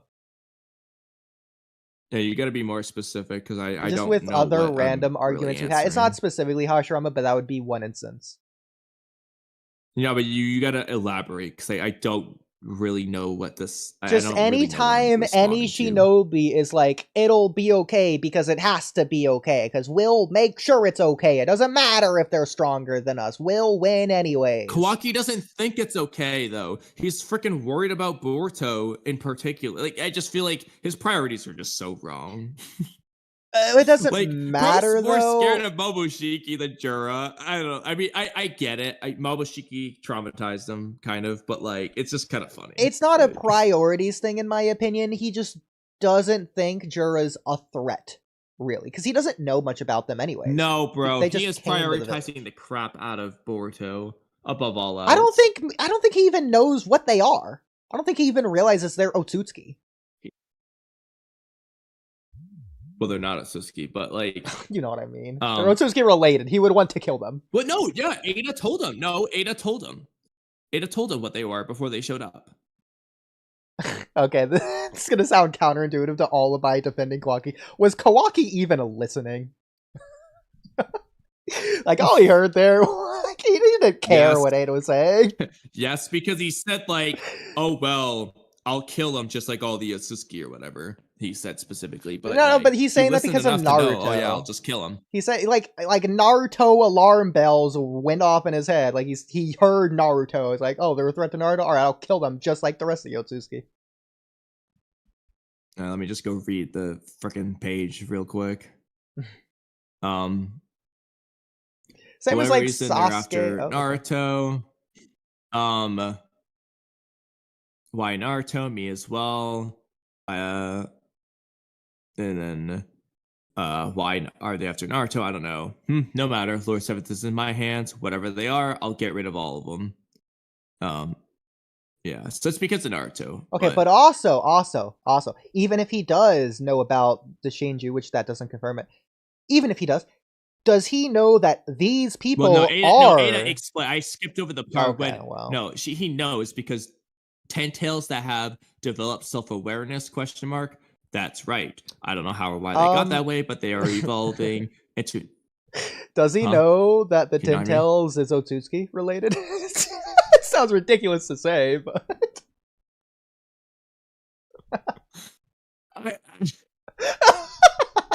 I mean, he doesn't have to know that they're connected to the Otsutsuki. The point is he knows that they're after Naruto. Yeah. Like, directly after Naruto. And he knows that Boruto isn't. It's still silly. Like, bro, you should know what your priority is here. Oh, again, he has Naruto sealed away, and he thinks he can defeat them. So I don't think there's any worry in his mind for him going after Boruto first. It just doesn't matter. He probably, if anything, it's a respect. He probably sees Boruto as the more credible threat. If anything, he is prioritizing correctly. He's prioritizing the stronger, more difficult to defeat threat. But the problem is he knows that Boruto isn't actually after Naruto. It's like, it's like, I understand that Kawaki is afraid of Momoshiki, but like, yeah, I don't know. Anyway. Well, okay, but that doesn't matter because Naruto's not at risk right now anyways. He's stealing Daikogen from Kawaki's perspective. Like, hypothetically, Kamui, okay, answer this honestly. If Jura just showed up to this Boruto versus Kawaki battlefield, unsealed Naruto, as Naruto just comes out of Daikogen, Jura just does that. Do you think Kawaki is shifting his priority to Jura, or is he staying focused on wanting to fight Boruto as Jura's about to eat Naruto? Oh, he's shifting his focus to stopping Jura, I would hope. I agree. Like, Jesus Christ, if he doesn't, then Kawaki's an idiot. Okay, if he doesn't, I stop defending Kawaki right there on the spot. And I'm dropping Boruto. Yeah, like... If that happens, I'm dropping Boruto. Okay. Well, that would be even worse to the freaking time skip chapter 80 thing. That would ruin part 1 for me. It's just the most inconsistent thing ever, yeah. It would ruin all of Boruto. Anyway, moving on, the fight begins. Yeah. Kawaki opens his eye. How many triangles is this? Because I thought it was 8. 1, 2, 3, 4, 5, 6. Yeah, it is 8. Okay. I only glimpsed at it, and I did count correctly. It is 8. Boruto dodges. Yep, it was 8 in chapter 1, too. Okay. I mean, it looks weird when it's also using out, but... Oh, also, his eyes looked derpy. Like, his left eye looks like it's looking slightly left. His right eye looks like it's looking slightly right. Like he has a lazy eye. Especially with the face, it just looks weird. Just a derp face, like a fish. Yeah, that is a weird face. I agree. Like, Kawaki looks goofy there. And Ada's just chilling. Like, she just doesn't care. Yeah, what is Ada doing? Again, this is what I'm talking about. Damon and Ada aren't coming to save freaking Himawari. They don't care. They're just not going. Like they would based have. off what we're seeing, at least. Exactly. From what I said. Damon hasn't said anything. Yeah. Anyway, we haven't gotten their reactions. Kawaki tries again, though. Boruto just dodges. But it doesn't look like this is a flying Raijin situation. I think Boruto's just straight up dodging. No, I agree. Yeah, absolutely. Have people been saying what Kawaki should be doing? Kawaki should be doing the Jigen trick where he throws the tiny rods and then enlarges them. But, why would we do that, right? Well, as far as we know, he could have. And he just enlarged them right before they hit Boruto. That's the thing he shouldn't be doing. He shouldn't enlarge them until the small ones have already hit, like Jigen did. I don't know why they don't do this anymore. I mean, it's also possible that Boruto can just sense them anyways. Like, he doesn't even need to see them. He would just sense them. It's possible. That's fine. But I want to see that in that case. Anyway, that's besides. I mean, what I will say, it's possible that he's pulling out rods from Daikokuten that are already that size, so it would take extra chakra to shrink them just to re-enlarge them when it wouldn't matter if they're shrunken in the first place. That's what I think Kawaki is doing, because for one thing, he's got the thing in the center of his eye, indicative of Daikokuten, like when Ishiki did it anyway. So that's one sign, and that's just how Kawaki's been using them. Same with Ishiki. Yeah. They just don't do it the way Jigen did, because Jigen just did it differently. Yeah. So anyway, though, I don't know if this next panel of Kawaki is foreshortening, but is this the biggest scientific ninja tech hand he's ever made? I don't think so. I think the one he made versus Shinki in the anime was pretty huge, if that counts. Okay. The giant fist. Yeah. Okay. Otherwise, I'm not sure. It does look pretty big. I find not that it matters. Boruto just stomped him. Bro, by the way, can we just say this is like a terrible fight so far? Like, I don't know how this fight's gonna go. It's probably gonna end very, very quickly, but it's just in terms of choreography. It almost feels like a waste. Oh my god. Kawaki Bro, wait did till this. you read Boruto's line. Oh my god. Bro. Okay, I skipped ahead. Yeah. Okay, well, I'm just this like, is hardly a fight. This fight, yeah. Kawaki and Boruto do the same thing. Like, the author wasted pages having Kawaki do a second set of rods that Boruto dodges in the same way for the second time. You could say it's establishing a consistency, but like, just to say that it wasn't a fluke and that Boruto just is. It's like he's trying again desperately. But again, but you can also say it's Kawaki's character doing the same thing over and over, not being a ninja. Even, I don't know. But even then, though, I'm just looking at the way the panels are structured, like on this next page. It's just like not much. I don't know. It's just I think it's a bad choreography too. Like Kawaki runs towards Boruto while Boruto's walking in slow motion. Then out of nowhere, Boruto just like punches him, and then that's it. Like, this is pretty mid. What's happening on this next panel? So, did Boruto punch him once, and this is a continual punch where he's just holding his hand out still, or did he punch him twice? I know. I think he's just holding his hand out. That's ridiculous. It just looks silly. Punch.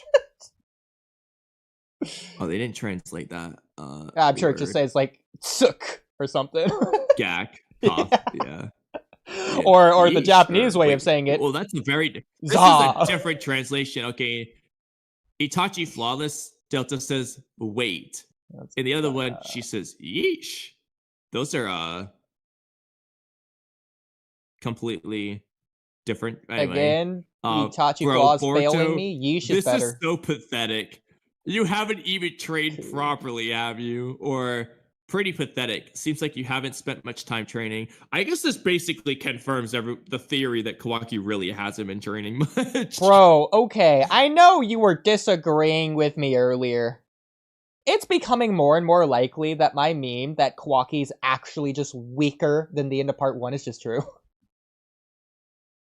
I mean, bro hasn't used his horn state of the Karma Seal or anything. Like, yeah, like...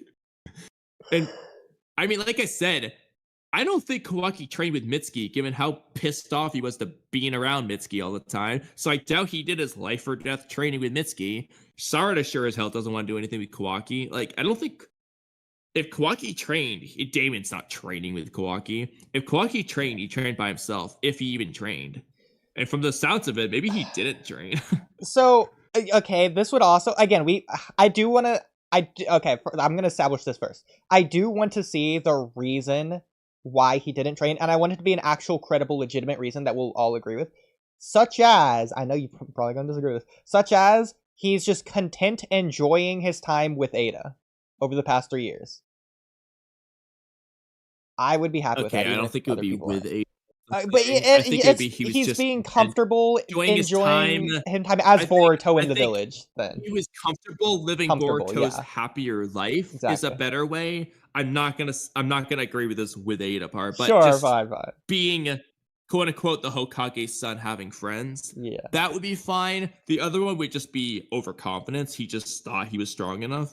Yeah. I also think, I don't think that's true. Because, like, the way they were ending the time skip, like, one of the very few things they set up was it seems like Kawaki was going to train to get stronger, to go to dimension to dimension, killing Otsutsuki, and he knew he was weaker than Jigen and Nishiki.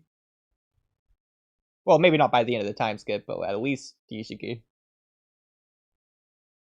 Yeah, I mean, I don't know, it's weird, bro.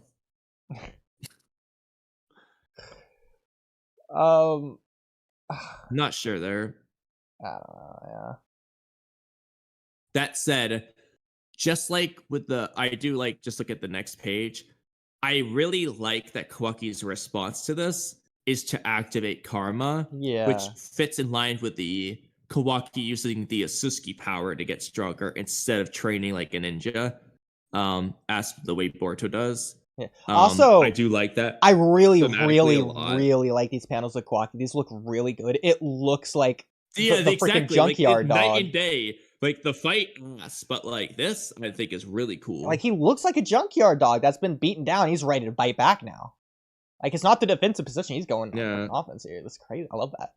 I like the way they draw like angry Karma Kawaki a lot of times. It always looks good. Yeah, something I want to say about the previous conversation really quick is one of my favorite lines from Boruto Part 1, or at least in terms of this aspect of Kawaki's character. I'm not going to say this in particular is my favorite line in all of Boruto Part 1, but it was when Code first came in the Code arc, and he's talking to Kawaki, and he says to Kawaki, I forget the exact line, which is funny because it's one of my favorite lines, but he says to Kawaki something like, "You fattened up, haven't you?" That line speaks volumes. It says big, so much. You said, "Hey there, Kawaki, you gained weight?" ? Yeah. So, I mean, I don't even think I need to explain why that line is so good.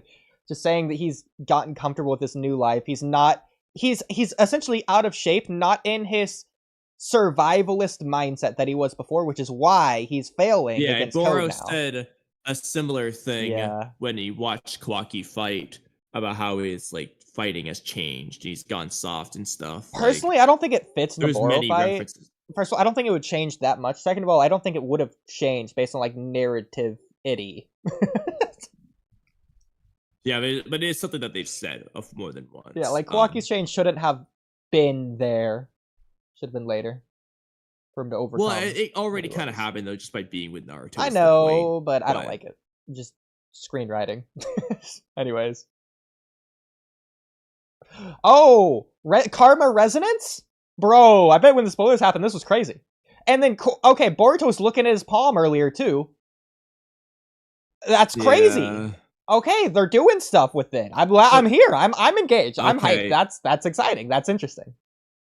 And I'm looking at the dialogue, so this does confirm kind of what I was hearing and was hoping for. So Kashin Koji says, "This is bad, it's resonating. Boruto, leave now. Keep your distance, it'll get out of control." Or I was thinking keep your distance or you'll go out of control, implying that like Boruto just can't control this anymore with Momoshiki. Bro, which is what I've been hoping for. Bringing it back to the hostage situation. I think Kawaki has Boruto hostage here. I like it.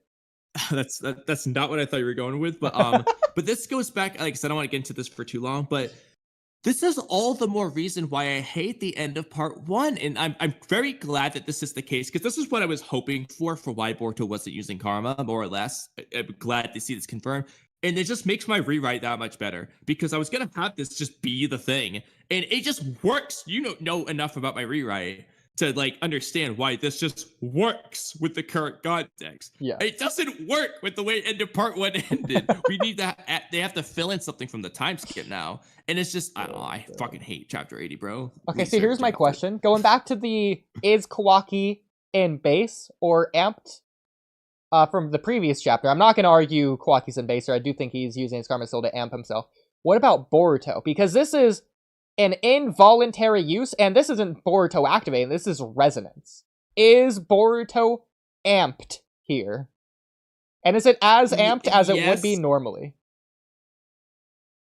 I think it's, obviously the karma hasn't fully spread yet, so I'm just going to say, based off the amount of marking that is there, I think, yes, it would overlay his body all the same. The chakra, it's the same as if Kurama leaks out Naruto's chakra versus him willingly doing it. The chakra's still there. So it is an amp. It's still amping him all the same. The difference, though, is like Boruto's not going to pursue this. He's leaving instead to make it go away. And he also can't control it, apparently. What's interesting, though, is that Boruto flew away in this next panel instead of just flying Raijin away. Oh, that's crazy. That's weird. I mean, I like it. You could say, in fact, you could argue this is even better, not from a logical perspective because Boruto's being dumb here, but specifically because he's being dumb, because he's struggling so much. He's desperate. He's that worried. It's like out of control, desperation, just like flew away. Like, and that shows Boruto can make mistakes as well. Yeah. When he gets backed into a corner. You could also just argue that his chakra is just too out of whack for him to properly use Flying Raijin too, because he has to focus hard. He's exactly. Well, you could argue he's focusing hard because it was a different dimension, but we don't know how that works. Yeah, sort of headcanon. It's tough to say, but either way, I do like this. I think I agree with you. I like the desperation aspect. I really, even though this is something we already knew about resonance. First of all, we didn't know if resonance could still continue occurring, because the whole point of resonance was that it was like increasing the speed the karma is extracted, and neither of their karmas are extracting anymore. Well, no, so I disagree with some of what you're saying. That was the byproduct of the resonance. Yeah, I know it's not the point. They still would resonate regardless. So it's just it was a byproduct. As they resonated, it made it extract faster. But how did it get more I don't on see resonance? why they would stop resonating just because it's extracted. We got a little bit, but we didn't get enough on resonance, in my opinion. I also want more of an explanation for why Ishiki just never took control of Kawaki in part 1. Other than the fact that, like, obviously he never ran out of chakra or got knocked out, arguably. Unless I'm forgetting something. Well, no, Ishiki's soul just wasn't in Kawaki. In part 1. Because I don't like that. Well, it's because only one soul could be present at a time. Ishiki's regular soul was tiny Ishiki inside Jigen. Yeah, I don't like that. So it wasn't even like inside Jigen's karma seal. It's just one soul can exist at a time, and that's what that was. And I don't like that based on the rules of karma. The stopgap. There can't be two at a time. But that would only happen once he takes he takes over. That's why there wasn't two souls at a time. No. First of all, that's not explained. That's implied. Second of all, that would only happen once the karma seal fully extracts and he like activates it. But the point is there can't be two souls at once. So there wouldn't be an Ishiki soul inside Kawaki while the Ishiki soul is just alive. Well, first of all, you can put your karma on more than one person and then just have the mental energy of Ishiki be there instead of the soul if you really want to. Same thing. There you go. So it's just cooler. So just explain it a different way to where it works. Just have it be the case. Just have Ishiki take control of Kawaki. Just have it be that. I don't care how you write it. Again, just needs to be the case. That way you just changed your wording, I can agree. They absolutely could have done this for a couple of reasons. Because, for example, the way they did with Kurama, they made it so that there was a Kurama inside Minato and then the other half of him inside Naruto. Or Orochimaru's curse marks, where he just said, like, yeah, all the curse marks contain a tiny piece of my consciousness. So I watch inside Uncle, I can watch inside Kabuto, and so on. Yeah. Although Kabuto is just his chakra, not the curse mark, you get the point. There's many similar things. Orochimaru Kurama are good examples, though, where Orochimaru can kind of, in a sense, exist in multiple places. Even then, with but for Karma, for whatever reason, they just didn't do with that. Sasuke's curse mark, he was never in danger of Orochimaru mentally just taking control of his body because of the curse mark. But at the end of part 1, we get the explanation that if he uses his curse mark stage 2 for too long, it'll just like ruin him. We never get like an official what will happen. We just hear it's pretty bad. But yeah, just so it'll just like I forgot what they said specifically. Like it'll eat away at your body, but he said something like you'll cease to be the person you are now. I think it might be implied, but I think he also says you won't be able to transform back into your like normal form. Yeah, like you'll just become a new person basically. Well, I think what he's saying is that you'd be stuck in curse mark stage 2. I could be misremembering I have to that, go though. back and look at what he said specifically. Oh my god, you always go back. You just can never move on. You could just never be like, so anyway, maybe. I don't remember. Never. No, I didn't say I was going to look back. I'm just saying we would have to. Oh, yeah, okay. The one time you don't is the one time I complain about it, of course. So, that being said, I wanted to, this is kind of random, but worth mentioning. Yeah. Well, at least I thought it was worth mentioning. This panel right here, you have to just look at my stream to make this easy. Have you been looking at it for at least 30 seconds? Oh god, is it that far behind? Well, okay. No. More like 5 seconds. Okay, there we go. It's gonna change in a second. Okay. I'll go back on. So I'm circling it. I know eventually you'll catch up. Still haven't caught up yet. Kawaki's looking at his hand. Just reminds me so much of this panel, and I just wanted to point it out. Okay. Look at it. It's very similar. Yeah. That is all. Gotcha. Okay. Oh, you know what? I'm dumb.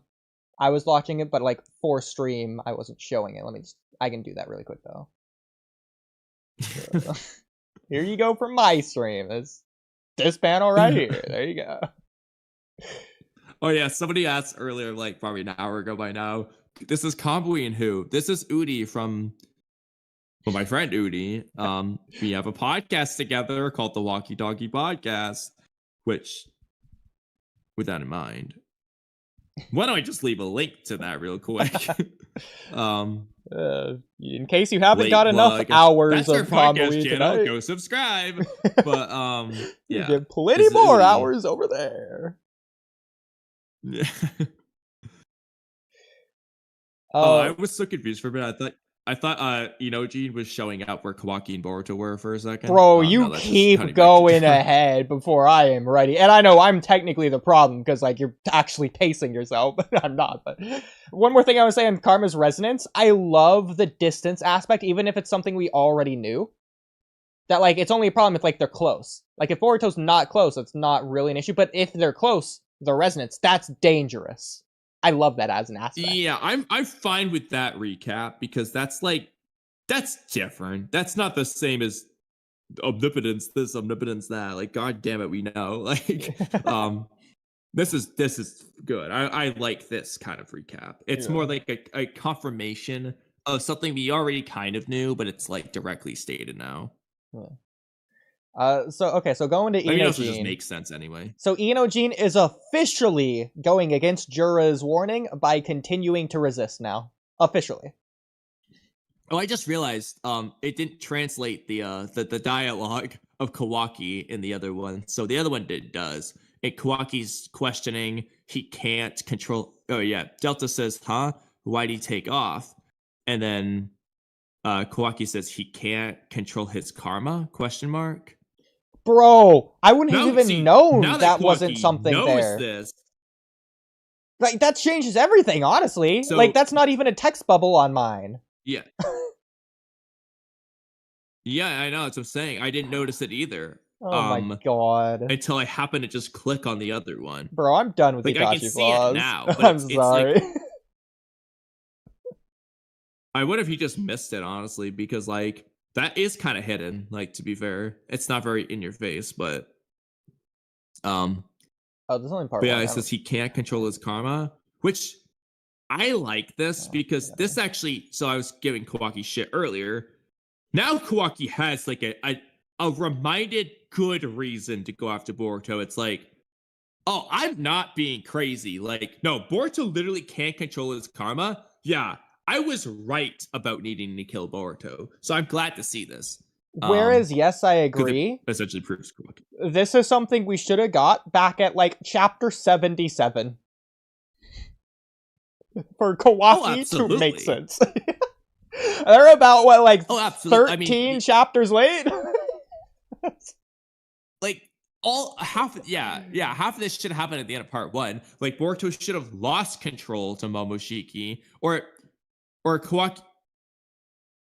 Yeah, I mean, there's a lot of things should have happened in part 1. By the way, to respond to Walky Talky, I know everyone loves the prophecy arc. I'm not the biggest fan. I thought it was building up great, and then it didn't go so well. Yes, Takada, I was trying to avoid the copy poo-poo, but I don't think I'm going to get copyright for the 1-page panel thing. To respond to Walky Talky chat, I can't show all the pages because I would get copyright probably. I don't think mine's gonna be copyright. I'm gonna be after stream comment. I want you to check the Walky Talky stream just to see what I did. I think it's really interesting how it looks because it shows everything and nothing at the same time. I think it's gonna avoid it, but we'll find out because I'm showing the whole chapter, by the way. Let me just double check. Wait, yeah, what have you done? You can go check. I think it looks pretty cool. I'm kind of scrolling through where you've shown some stuff. Did you just go back and forth or something? Kind of, but like the main thing is I just have an image, but it's not transparent. It's one of the effects. I forget what it might be. Lighten, it might be multiply. It's one of those, and it looks like it just works. Interesting. To where you can tell what I'm looking at. But YouTube ID never would. Yeah, I don't know. I'm not gonna. I don't even know how to do that anyway. So it's not really again, I just couldn't figure out the transparent nonsense. I think this is better, anyways. But anyways, yeah. Can't believe we're getting this stupid. Back to the Jura fight. Yeah. Don't you get distracted because we're your opponents right now, right here. Is that so? Too bad. Or the other one says, "Is that so? How unfortunate." I like "how unfortunate" better. Yeah, that's so funny. He winks. Is he doing an eye thing? He is. Okay, so it's not a wink; it's an eye thing. I think a wink would have been way funnier, though. Oh, absolutely, but but he's clearly doing a thing here. Yeah. Okay, so Kamui, here's my question: is there any Rinnegan ability that we know of that requires specifically one Rinnegan not to? If you have two, you can't do it. No, no, it's weird. So I don't think that's what they were going for one thing. However, I kind of would compare it more so to it's not exactly the same, but okay, it's not the same as this, as far as I can tell, at least. It kind of reminds me of how, like, Itachi would close his eye before using Amaterasu Tsukiyomi, same with Sasuke. However, it doesn't feel the same because it doesn't feel like he's closing it to charge up before he opens it to do the jutsu. It's like he's closing his eye to do the jutsu, which is kind of weird. No. I would not compare it like that at all. So I have 3 comparisons. So the first one is yours. I think that's the one that works the least because I don't think it's charging it up at all. I think it's more almost like a cool thing, like an emotional thing, broiling the hatred. I don't think it's a requirement or necessity at all. I don't think it has anything to do with boiling hatred. I don't think Jura's like hating. Well, no, I'm not comparing for Jura. I'm comparing for the Sasuke and Itachi instance. Like usually they'll even like have a flashback to Team 7 or whatever. Sometimes we wouldn't see it, obviously, but like, No, Itachi just does it when he uses, every time he does one of the jutsu. He always has the eyes closed. I don't think he does it every time, but I'm not going back to check right now. Yeah, no, they always do. Like, They always, even if it's a shorter blink, they always close their eye first before they open it to do it. Like every time. That's pretty consistent. I mean, if I had Amaterasu, I'd And blink Itachi too. I'm not particular considering usually- that part of the ability.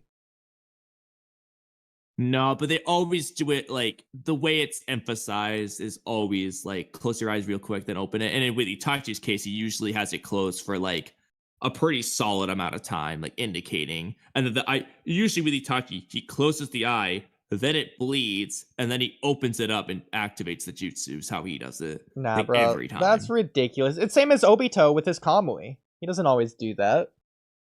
I didn't say Obito for a reason. It's the same thing. It's freaking Mangekyo abilities, bro. It doesn't make sense. It doesn't make it a YouTube poll if you're so confident.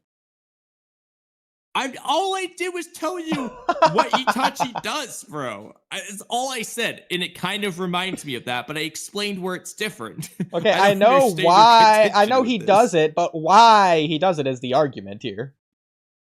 And I don't think he does it every time, anyways. Nah, he does. Bro, you can't just say that. I mean, I think he is charging up the jutsu when he does it. Okay, well, anyways. Maybe he just hurts. I mean, it is bleeding. Maybe just like he's wincing in pain before, but he has to open it to do the jutsu. So the two other examples I had was Kakashi in part 1. Whenever he used his Sharingan, he would close his normal eye, but that doesn't count because his normal eye doesn't have the sensory perception, and so he's just improving his overall perception. Just doing that so that he's only using a Sharingan vision. Yeah, like, exactly. So he's not being reduced by the other one. So I don't think that example is as good anyway, but I think it's freaking better than yours. But the third example I had was... what if you're gonna say my goofy one? Oh, no, it's not. In mine's serious. It was gonna be Sasuke in Boruto. He has both Rinnegan and Sharingan. Sometimes he'll just close one and drastically wide-eye the other to emphasize the ability. And I don't think that's a requirement either. Well, let's see. He also, you have to, elaborate on your example with that one. So on the wide-eye part specifically, I don't think it's a part of the ability. It's like a punch. You can punch normally, but if you put your weight into it... I'm not talking about the wide eye part. I meant the other, closing the other eye part. What do you mean? I think that's the best example of this. Like when? Just in Boruto, it happens a lot, or even the last, probably. The Boruto era, like it happens. Okay, yeah. Okay, there's a scene I was looking for. Like, he closes his Sharingan eye when he opens the Rinnegan eye. Yeah, like probably whenever he opens portals as well, yeah. But that could also be interpreted as like he's conserving his Sharingan chakra so that he can use more Rinnegan chakra. Bro, that's what I'm freaking silly as that sounds, saying. So in this case, he could just be concentrating. Jura could be concentrating his chakra into one eye. That being said, I did hear a spoiler about what this is, even though I didn't give it much mind at the time. I'm just now remembering about it too. So I heard this is a tailed beast bomb. Yeah. I knew about this one. This was an official sneak peek. They did 2 of them, I'm pretty sure, based off what I could tell. I don't like it being a tailed beast bomb. I prefer it being whatever Jigen did when he invaded, at least in the anime, Naruto's house before he was gonna blow up the village. Yeah, I know what you're talking about with that. Yeah. Like, I don't think that was this. I still don't really know what the hell that was, but... Well, yeah. I mean, to be fair, it doesn't say tail beast bomb. It just looks like one because of the explosion. And also, I think it's assuming that just because of the whole 10 tails thing. Real quick, though, I did want to mention the goofy comparison when Gara does the third eye thing. Like, the tail beast bomb is the third eye.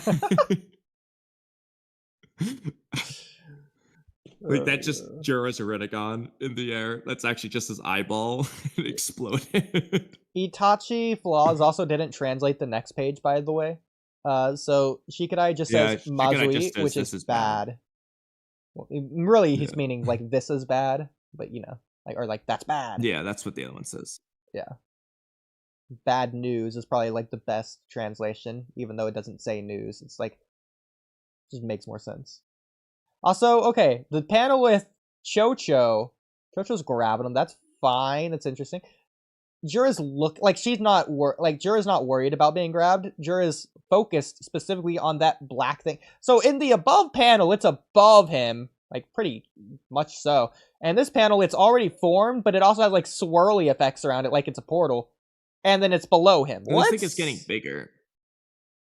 Why is it below him? I think it's unless more Jura like was raised it's up? where his eye's looking. So before it's right in front of his eye, and then now he's kind of looking straight ahead. I think it's just the way it's angled. I think it's just straight to his eyesight, basically. It's got a little bit farther away, though. Weird. I don't like that at all. And then it launches. He launches it too. Well, okay.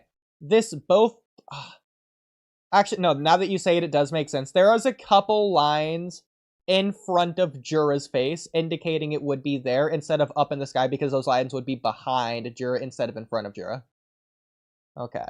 So it's right in front of his eye. Never mind. It doesn't matter. Point is, he forms it. Okay, I don't think it is a Tail Beast one because it has the weird swirly things, though. I mean, it could be a Truth Seeker orb, I guess, as an alternative. Well, Truth Seeker orbs don't really do that either, but I guess I could imagine that kind of. I mean, the reason why I think people say Tail Beast Bomb is if you look at the first picture when he starts forming it, it's got the things that make it kind of look like it's Ikimoto drawing it instead of Kishimoto, but it kind of looks like the chakra bubbles forming, a little bit different shape, but you get the idea. Yeah. And of course, Ikimoto draws it as a black ball, unlike Kishimoto, who makes it more like a Rasengan. Yeah. I don't know. I mean, yeah, Ikimoto draws the Earth style Rasengan there. I understand Jura isn't a tailed beast, but it's weird that he's forming it in this way, like closing one Rinnegan. It seems like it's a Rinnegan technique, and that he's doing it. Yeah, that's in front of him there. I don't know. Which is interesting, just given that like it's.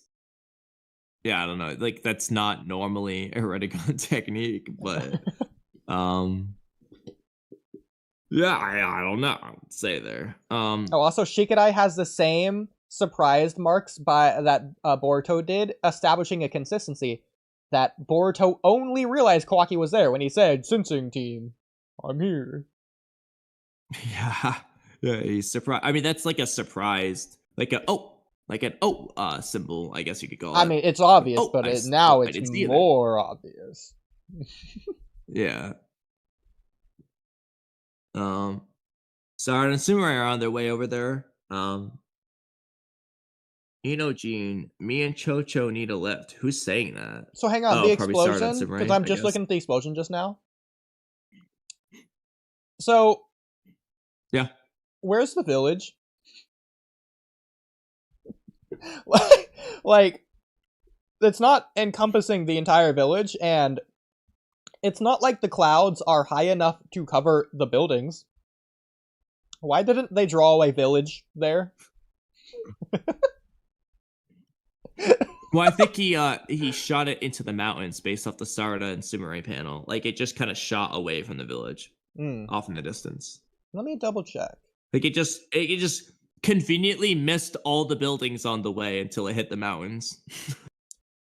I guess, okay. They should have drawn speed lines that it's doing that. I don't like that. It just doesn't make sense. Yeah, the one time that Ikimoto didn't draw speed lines, I know. And plus, freaking Jura's, like, not worried. Like, it's like that was his freaking plan. That's funny. Yeah, what was he planning to do anyway? Because it's not like he wants to blow up Himawari because he's got to eat her.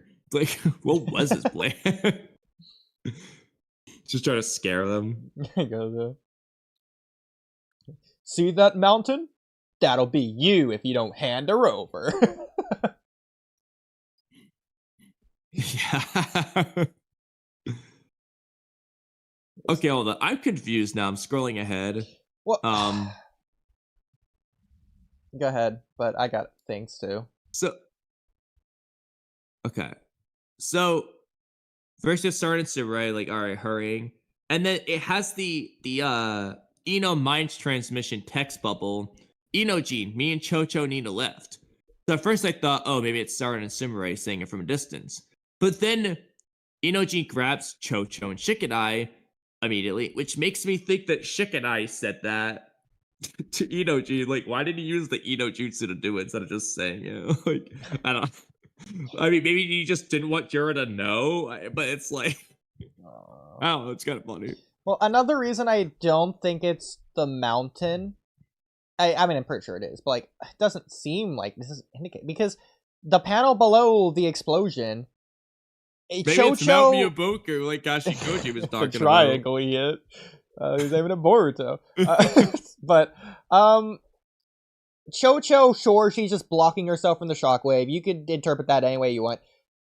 Shikadai looks like he's running from it, which it looks like it's close, and then especially with Inojin, it's like you can see the curvature of the explosion by how close it is. So it doesn't make sense that they're like getting away from the shockwave, which would be weird to hit them anyways because they're in the village. It's just weird. I don't know. I don't like it. Yeah. It's weird, yeah, because like, where are they? Are they just in the mountains over there? They ran to the mountains. That's why he shouted over there. Quick, guys, this mountain looks safe. In the village on the next page. The next page, there's buildings near them, so like, I don't get it. I don't know.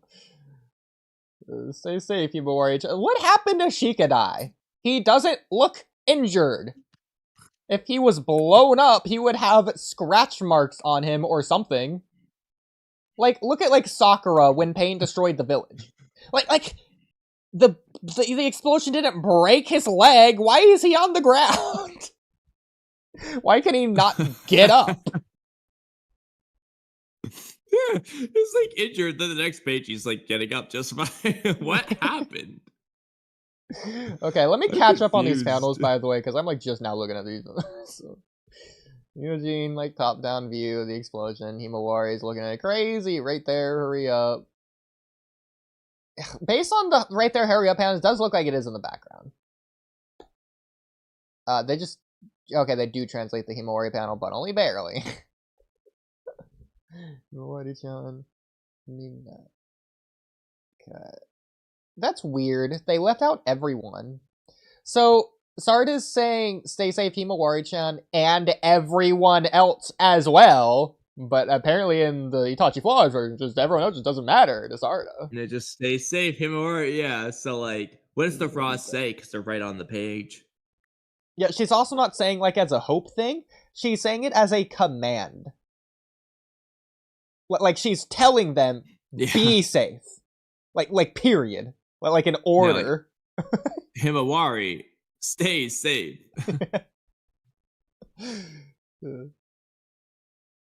So Inojin, pick up me and Chocho.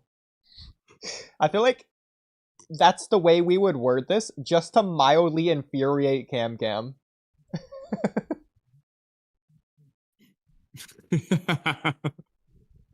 Yes, that Chocho and I. Himawari, hold on tight. Then Bird getting up. Okay, there's Chocho. So I guess Inojin was just able to fly away. Hold on. I'm looking at the next page. I know I'm getting ahead of you, but this translation is completely different. Crazy, yeah. Well, I guess no, it's not. It's interesting how Jura let them get away.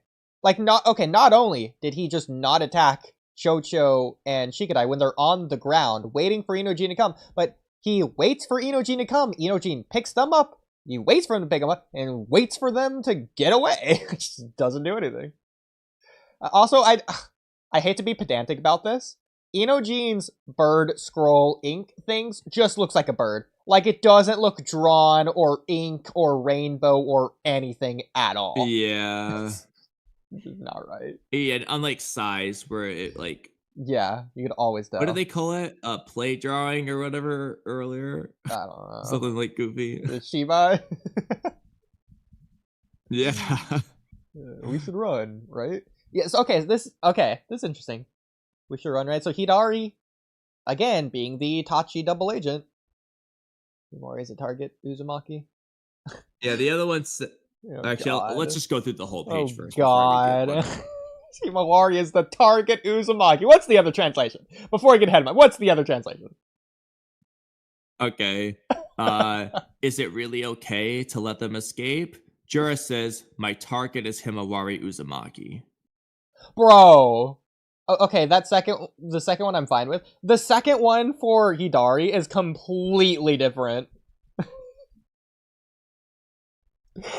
It makes sense either way. Is it really okay to like the second way still makes sense with the way the first one? Because it's like we should run, like implying after them, right? Like exactly. Towards. When I first read it, I thought he meant like we should run away. Yeah, not after them. Exactly. But until I read that's why at first I was gonna say they were completely different, but then I was like, oh, I guess he means run after them. Yeah. But like really, what they should like emphasize the should hey Jura, we should run, right?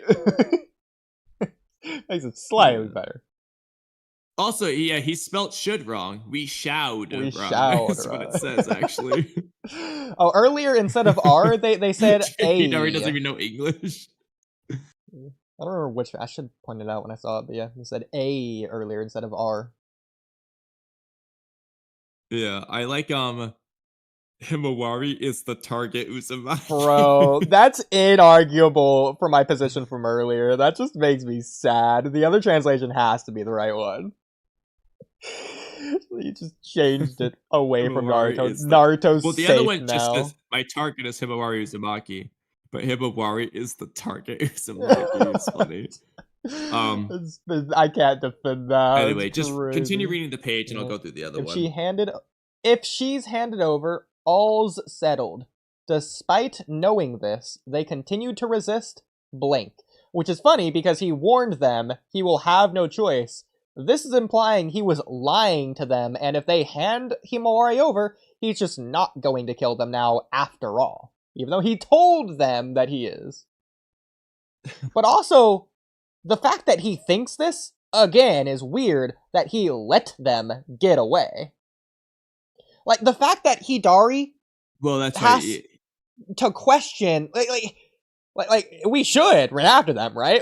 Like, he's saying it, like, waiting for Jura to do it, and he isn't doing it, which is why he's confused and asking the question. Like, we should do that, right? Like, why aren't we doing that yet? Like, come on. Yeah, I mean, Jura does continue to talk. Yeah, so what's the blank? I guess I'll just read the other one real quick. Yeah, please. So my target is Himawari Uzumaki. All they had to do was hand her over, and I would have let them all go. Even though they understood that, they were prepared to keep struggling until the bitter end, with their lives on the line.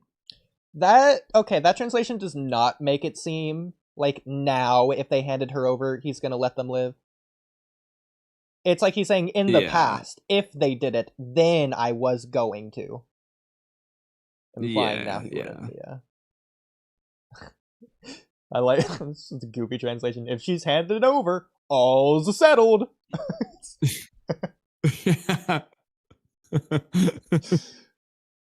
Oh, hunky dory. Fools, they must have low intelligence. Bro, I love Hidari. The other one said, "How foolish! It seems as though they do not possess. It seems as though they do not possess much intelligence." I like the other one though. They must have low intelligence. Just calling them out, doofuses. Low IQ. Okay. I like it though. Okay, regardless of everything else, Kamui, would you say Hashirama has low intelligence? I personally would. I would. No, I wouldn't. Hashirama is tricky because it's kind of like Naruto, where Naruto, I would sometimes he's an idiot, sometimes he's smart. No, I'm not counting that as smart. I think the way Naruto and Sasuke fight, based on their intelligence, is two completely different ways. Sasuke logically deduces what to do, the proper counter, etc., etc. Naruto, by being the fool... Naruto's creative. I'm not even going to count it as creative. He catches the opponent off guard by doing things they wouldn't expect. Sasuke, he's not doing things that the opponent wouldn't expect. He's just thinking a move ahead. Yes, but at the same time, that's not always the case. There are plenty of times when Naruto just does smart things.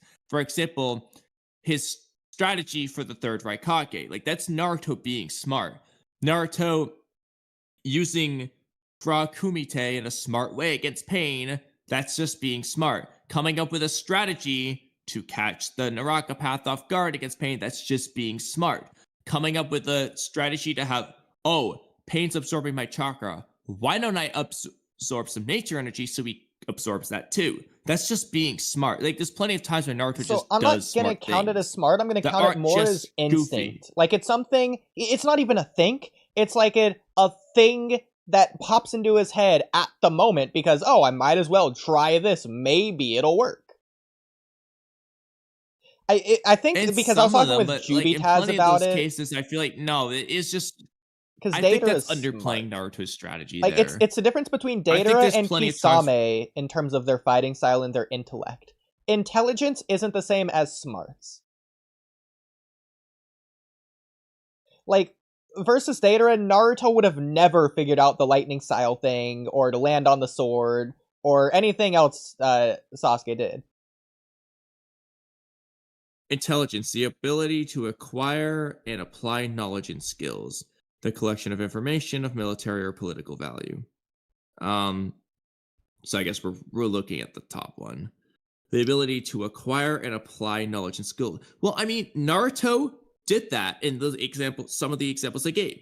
He applied his knowledge of what nature energy does when you absorb too much and his skill to absorb nature energy, gets the Pareto path. He applied the knowledge he gained, or at least his theory, based off of the knowledge he gained from the Eight Tails versus the third Raikage, and applied his skills of like Sage Mode and Rasengans to find a counter to the third Raikage. I would say that was a feat of intelligence. Again, I would consider those all urges rather than strategy.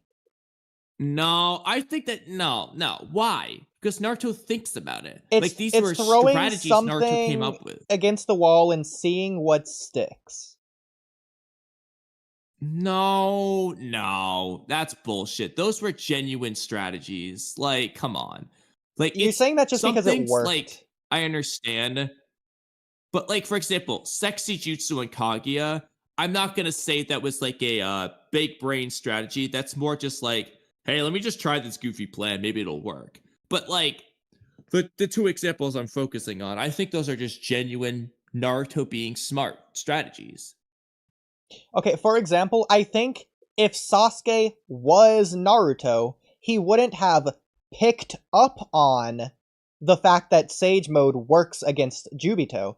He would have tried it to then pinpoint that it does work. Naruto didn't strategize, he picked up on it. It's things that he picks up on mid-fight. That he then does.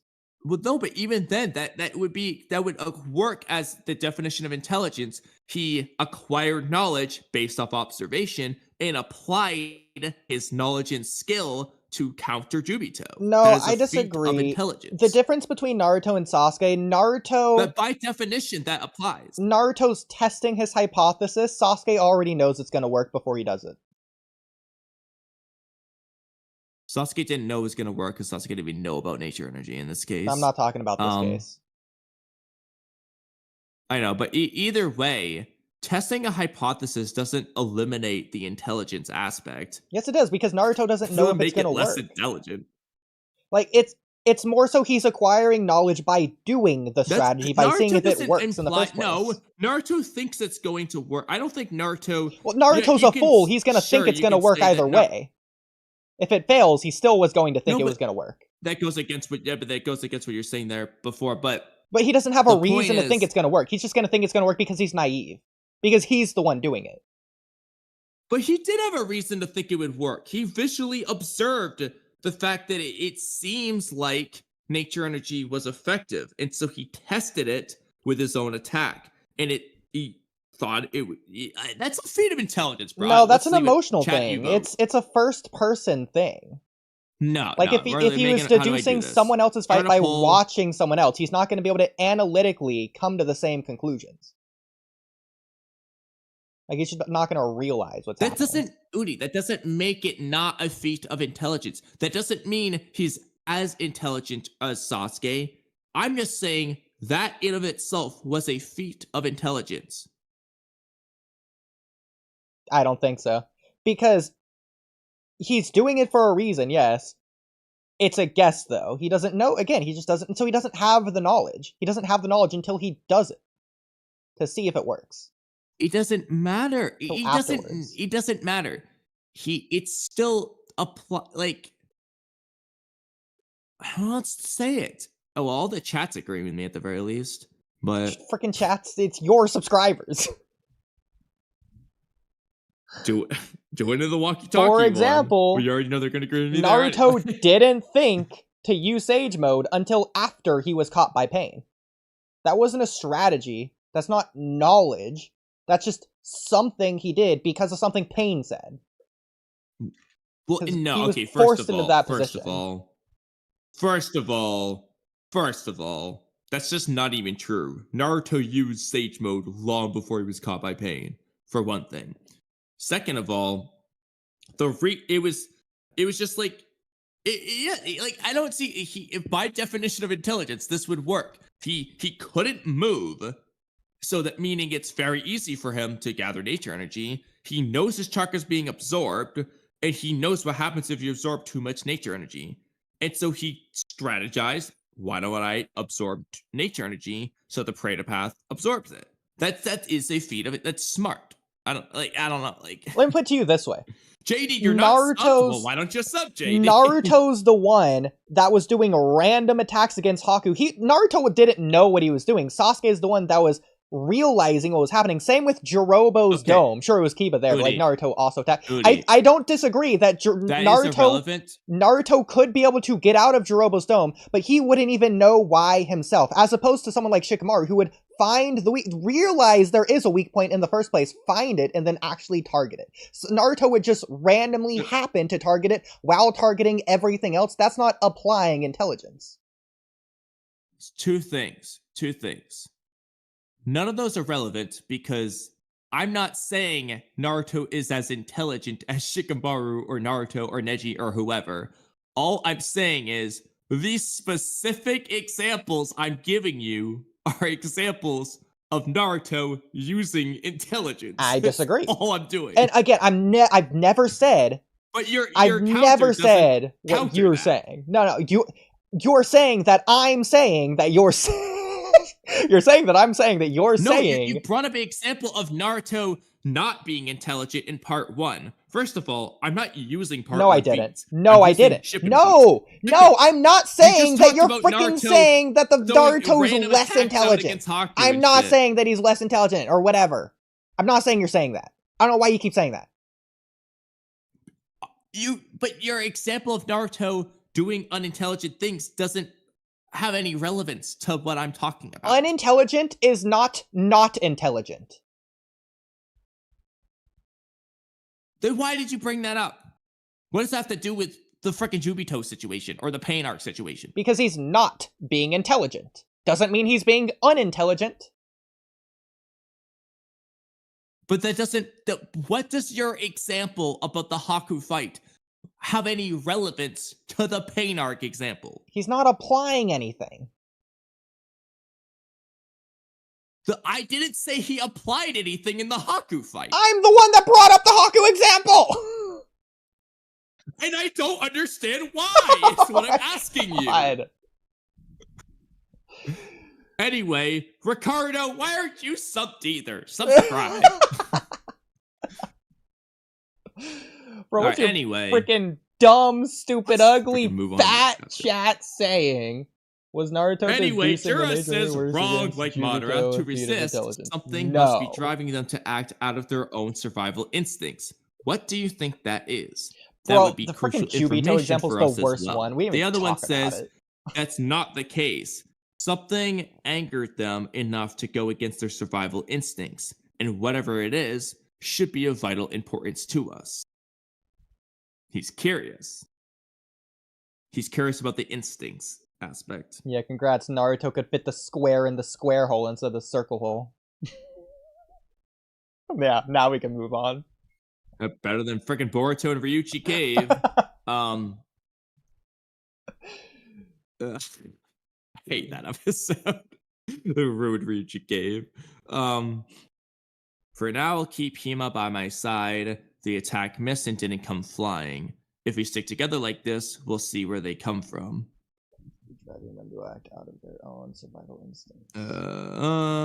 Okay, I'm glad that Jura. As long as we stick close to Himawari, he shouldn't let loose another lethal attack. Let's stay in a group and try to figure out their next move. Okay, these are kind of like saying the same thing, but also not. But so what is it saying on yours? The other one makes more Jura sense. One?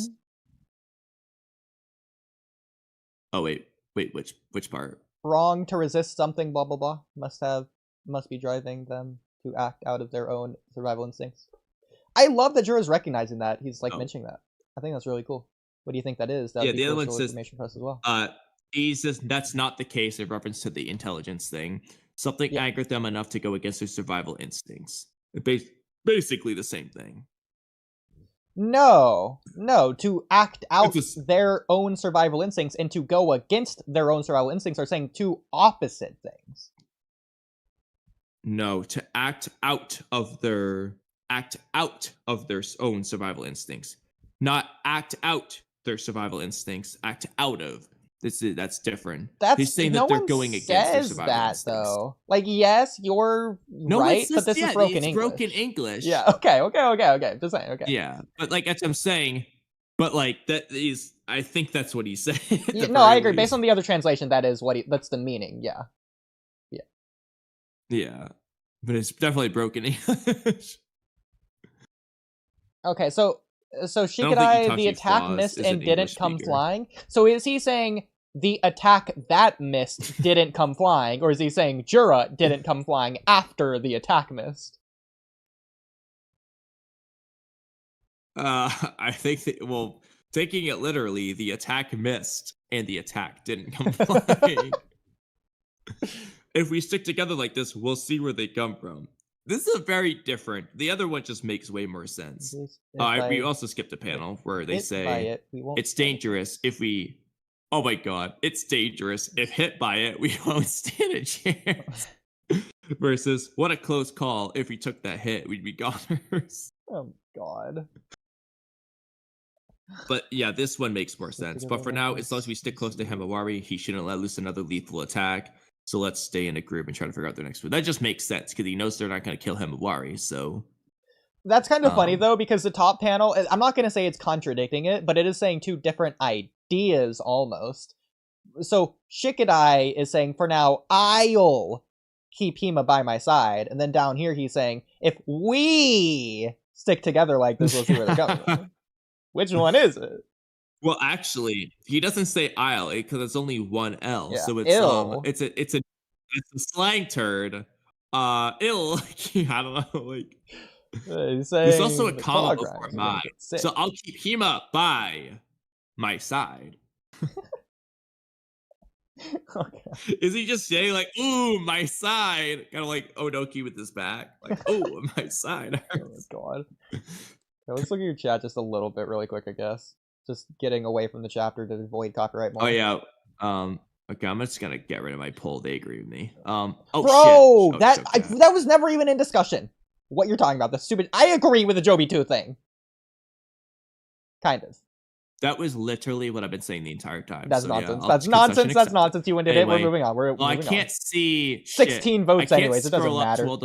N does not equal 30. Well, I ended it because it was in the way of me seeing the comments. Just scroll up. I just found out I cannot scroll up to see older comments, unfortunately. I mean, I can if you need me to. I don't. How up do you? I don't remember all the. No, but I can't see like the old ones. That panel it gets cut off. Can you show the pages? Let's see where it cuts off for me. It does not cut off there. It cuts off way above for me. I low-key think the Jogan just represent Momoshiki and Boruto controlling Boruto's body at the same time. Hate to break it to you, Fizzy.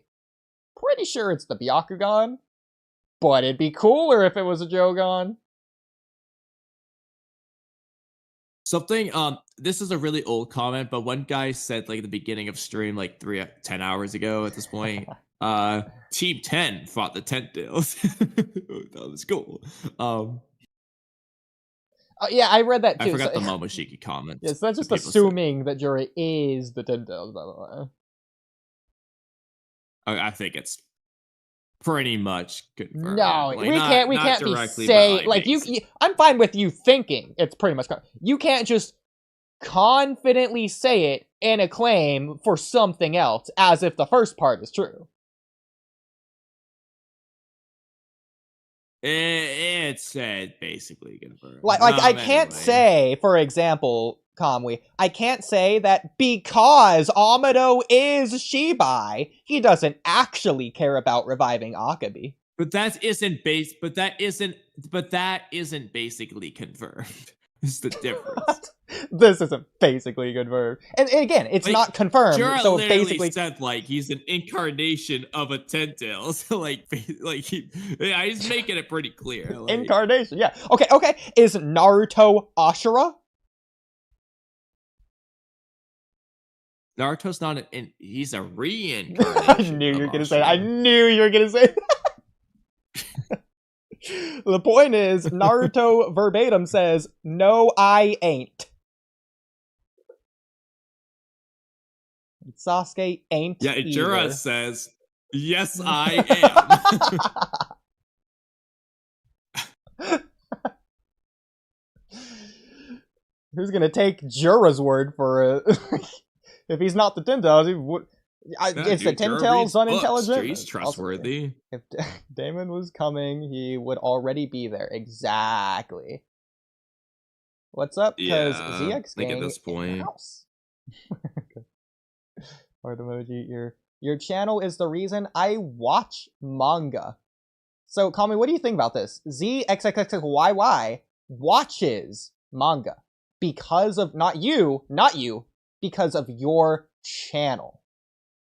I mean, I respect it. I'm glad that I gave you the power to watch manga rather than just reading it too. Like, that's impressive. So that makes me very happy. Wow. Toheed really loves Boruto. He says Boruto in 4 heart emojis. That's a lot of heart emojis. Doesn't even say anything else. That's his only chat from what I see. He just dropped in chat just to say Boruto 4 heart emojis and he's just gone. He did his due diligence, spread the agenda, and he's gone. Off to another day. Not Ada, but in general with living Boruto's life. I don't know what that's in reference to. Yeah. If I think that would be a better... I mean, I don't like that because of what he says in chapter 79, but that being a reason for him to not train is better than just living with Ada. I'm sorry, bro. He does not. Plus, just because he awakened his karma doesn't mean he can't train in base. Like, his base isn't that strong. So it doesn't matter if he awakens his karma. He'll train. I don't even think the fight was... I think it's just further proving the point that he's so far behind where Boruto is at. And they're hammering that no, I agree. It's like the Sasuke Naruto rooftop fight, but the difference is that fight is technically awful, but no, it's a great fight because it does exactly what it means to do. And this fight does too, but like you need more than just doing what you intended to do. Like, exactly. Like, that fight is much better. I mean, it's literally ranked number 5 on that anime part 1 like favorite fights poll thing that the anime studio did. It's literally ranked number 5. Clearly wasn't terrible in people's eyes. I love how you're referencing that. It's better than the chapter 78 Boruto versus Kawaki fight too. Bro, nobody knows what you're talking about. Because the fight was cool. It felt intense. It felt like it mattered.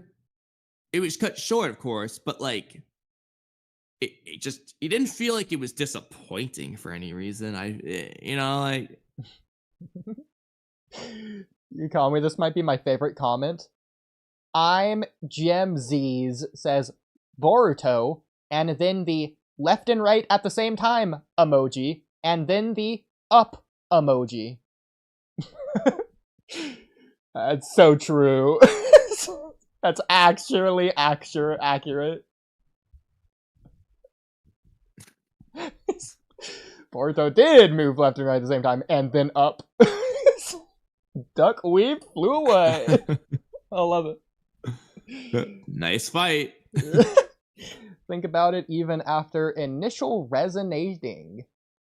When Kawaki and Boruto fought outside after...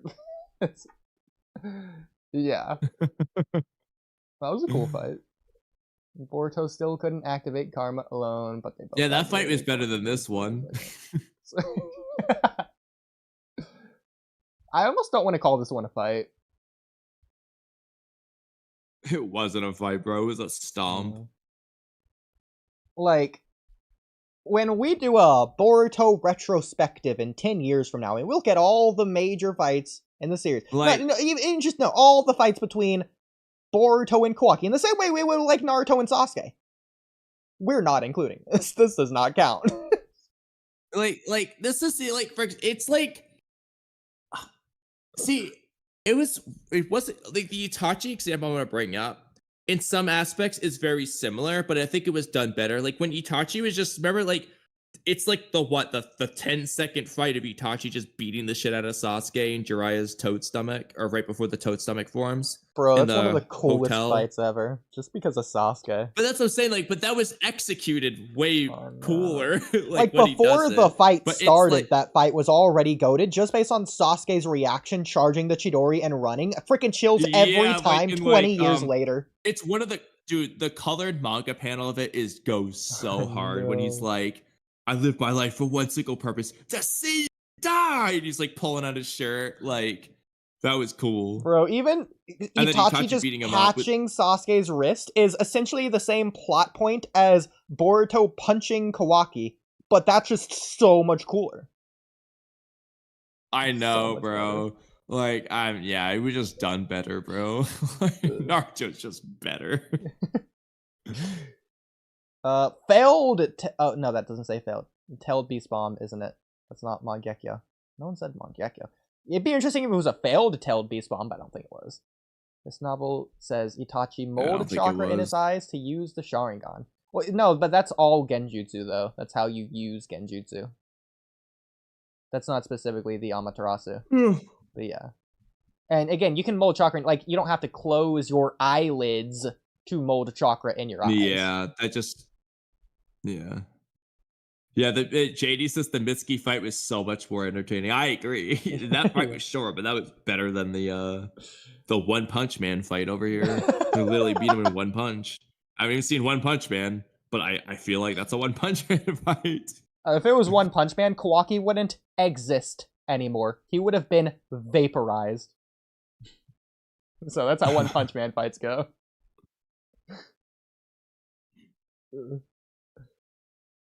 It's not an orb, it's a bomb for sure.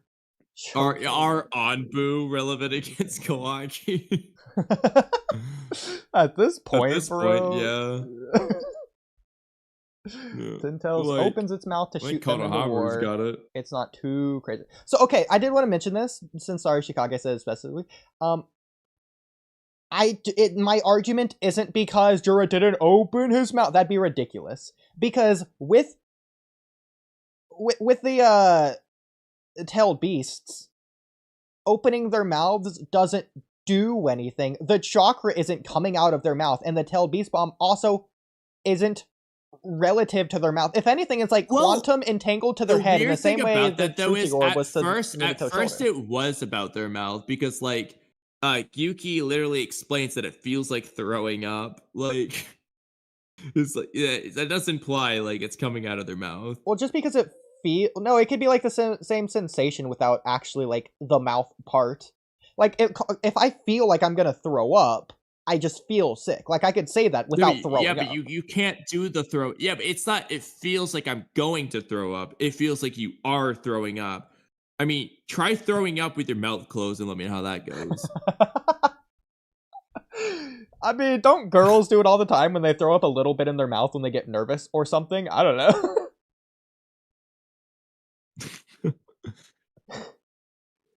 Yeah, and it's not great. Maybe I need to talk to more girls or something. I don't know. That's a girl thing to do, right? Kevin told you that one time. The point is, though, they're just like... Well, it's weird because it should be chakra from their body, but also they're taking normal chakra. It seems like they're taking all of the chakra just out of the air. Just like materializing it out of the air. Even like accumulating it. Yeah. Yeah. Like it's a ball in front of them. They like, just it's floating. They just spawn chakra bubbles in the air. Like, I don't know, it's weird. Like it's like it doesn't obey the laws of gravity. Like they're not. Are they using the planet's chakra? Like the Rasengan Uchiha? Like is that just the planet's chakra they're using? Oh, that's another example of what I'm talking about. Like immense power is shown in ways like that. So it's not that the Beast Bomb can fly. It's just in the air because it's powerful. In the same way that Ada blew her cage off. In the same way Baryon mode blew the Ada cube didn't off. blow her cage off, bro. Like, Code clearly just tore it down himself. In the same way Baryon mode exploded the cube off. Sure, Baryon mode could have thrown it off, probably. I don't know to the same degree, but like Baryon mode's explosion, activating it, is what did that. Oh, you're talking about the anime version. I was gonna say in the manga, all he did was just catch them in the air, but yeah. You get the point. Plenty of examples. Yeah. Definitely not the Ada one, but the rest, sure. Okay. You're probably thinking. I'm gonna while you catch up on chat, actually, I'm gonna start cooking some of my stuffed peppers because there's not much of the chapter left, so I might as well get on with dinner here. My other is fully off balance. Run baby. Maybe feel all the way down. I don't know. I think that was in reference to like Hidari saying like "showed." That's what I thought at first. But okay, Mr. My hair thanks to Chocho. Oh, that's interesting. Yeah, I guess so. Okay. Other side of the tree line, not that far from them, so it's showing how massive the explosion was. Okay, but JD, hang on, wait, JD. You cannot say it's not that far from them, so it's showing how massive the explosion was. That's counterintuitive. Okay, if I want to show how massive the explosion is, I'm going to have the explosion be far away rather than close.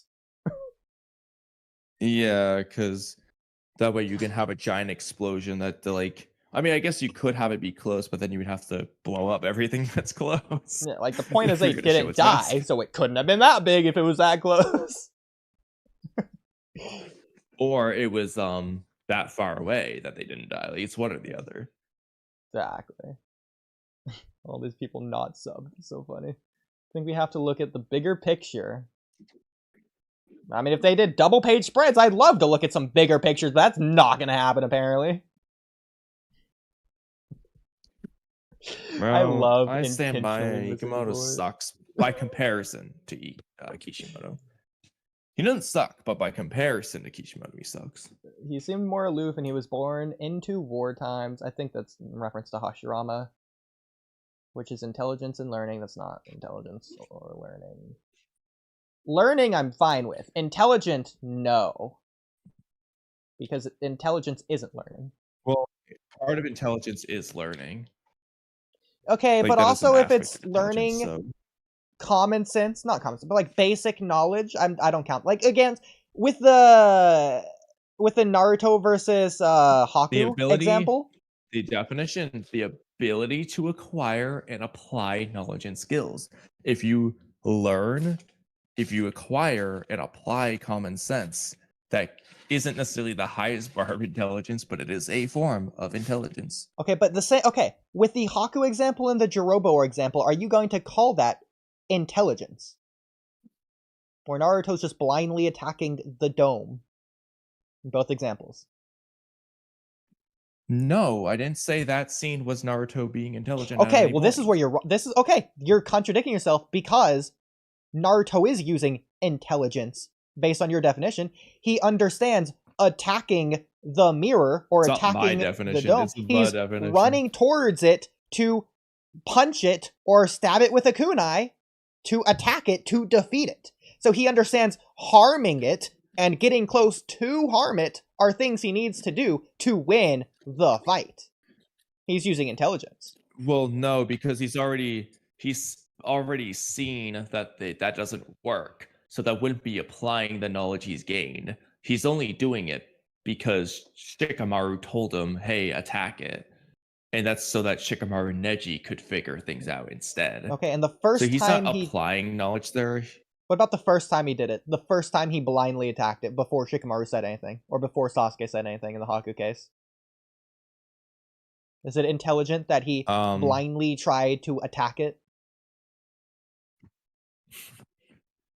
I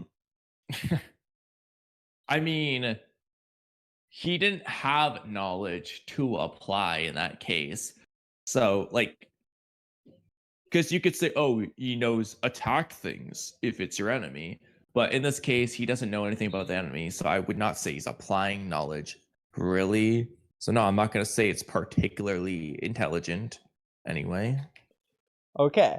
So this is where I both agree and disagree. And similar I agree. So in general, I think it is intelligence. It's a form of low intelligence. But under the context of this conversation, we understand we're not talking about 3-year-old perception intelligence, just the brain development of a basic toddler. We understand we're not counting that level of intelligence. That's why I was making fun of the circle in the circle example earlier.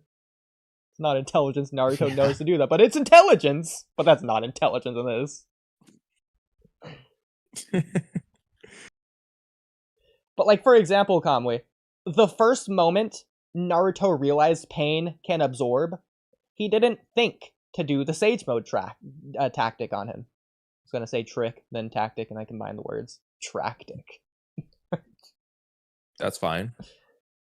All I said was I gave examples of Naruto being intelligent just in those moments.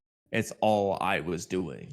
So if you agree that those moments were intelligent, that's all I care. You're looking at the end result of them figuring it out just because they happen to, because they coincidentally have the knowledge. Whereas I'm looking at the beginning, Sasuke gets into position. He positions himself on purpose to figure it out in the first place. That's fine. Naruto doesn't do that. That is a greater feat of intelligence. I think that's a greater feat of intelligence. I don't think it's greater. I think it's different. You're looking at quantity. I'm looking at quality. Or I guess the other way around technically, but like not really. It's a different thing. Different type of intelligence, if you want to really argue that way. Well, it's both different and greater. That's okay, fine. Yeah, I'm fine with that. But different all and I'm saying is the examples I gave are examples of Naruto being intelligent. So you agree, it sounds like. Those the greater aspect, I was never arguing the greater aspect. That's something only you were arguing or thinking I was saying you were arguing. Never arguing. I was arguing the different type. This is the point. No, you said that it wasn't intelligent. That's Bro, it's on recording. In the first place. People can go back and listen. We can move on. No, you literally said it wasn't. You said, nah, I don't think that was being intelligent. You disagree with my examples. I don't disagree with your example. I disagree with right. you. Go back and listen. On everything. And that's where you went wrong. You should know better. Oh, yeah. But anyway. Okay, well, I'm just going to skip all these Naruto intelligence comments that the comment section lets. We can freaking stop talking about it now. Oh, actually, no, I'll read this one. He failed school 3 times. All right, but now we can move on past all the comments. Yeah, he once was unintelligent. I never said that Naruto was intelligent at any point. Oh my god. Okay. Oh, also, okay. I understand Naruto didn't answer a single question on the tuning exams test because you just couldn't figure out a single. I'm not going to count that as battle intelligence, except for at least one of the questions that we did know. the angle of the kunai with the sun in the battle example with the angular momentum of the gravity and the throwing it, etc.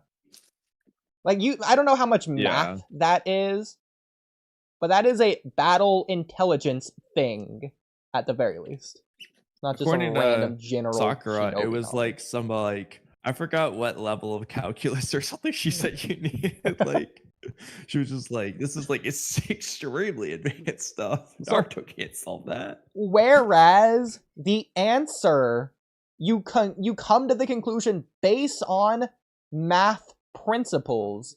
It was a question rooted in combat, and Naruto had no idea how to even begin going about it. So he couldn't even go about it from the combat perspective, let alone the math perspective. The math perspective isn't the important part. He couldn't even figure out the combat side of it.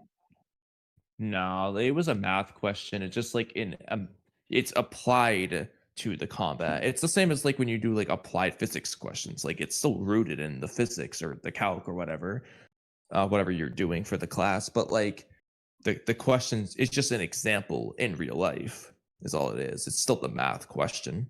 Well, Naruto, okay, at the very least, this isn't a levels of intelligence thing, but I think you'll agree with this. Naruto is a very hands-on learner.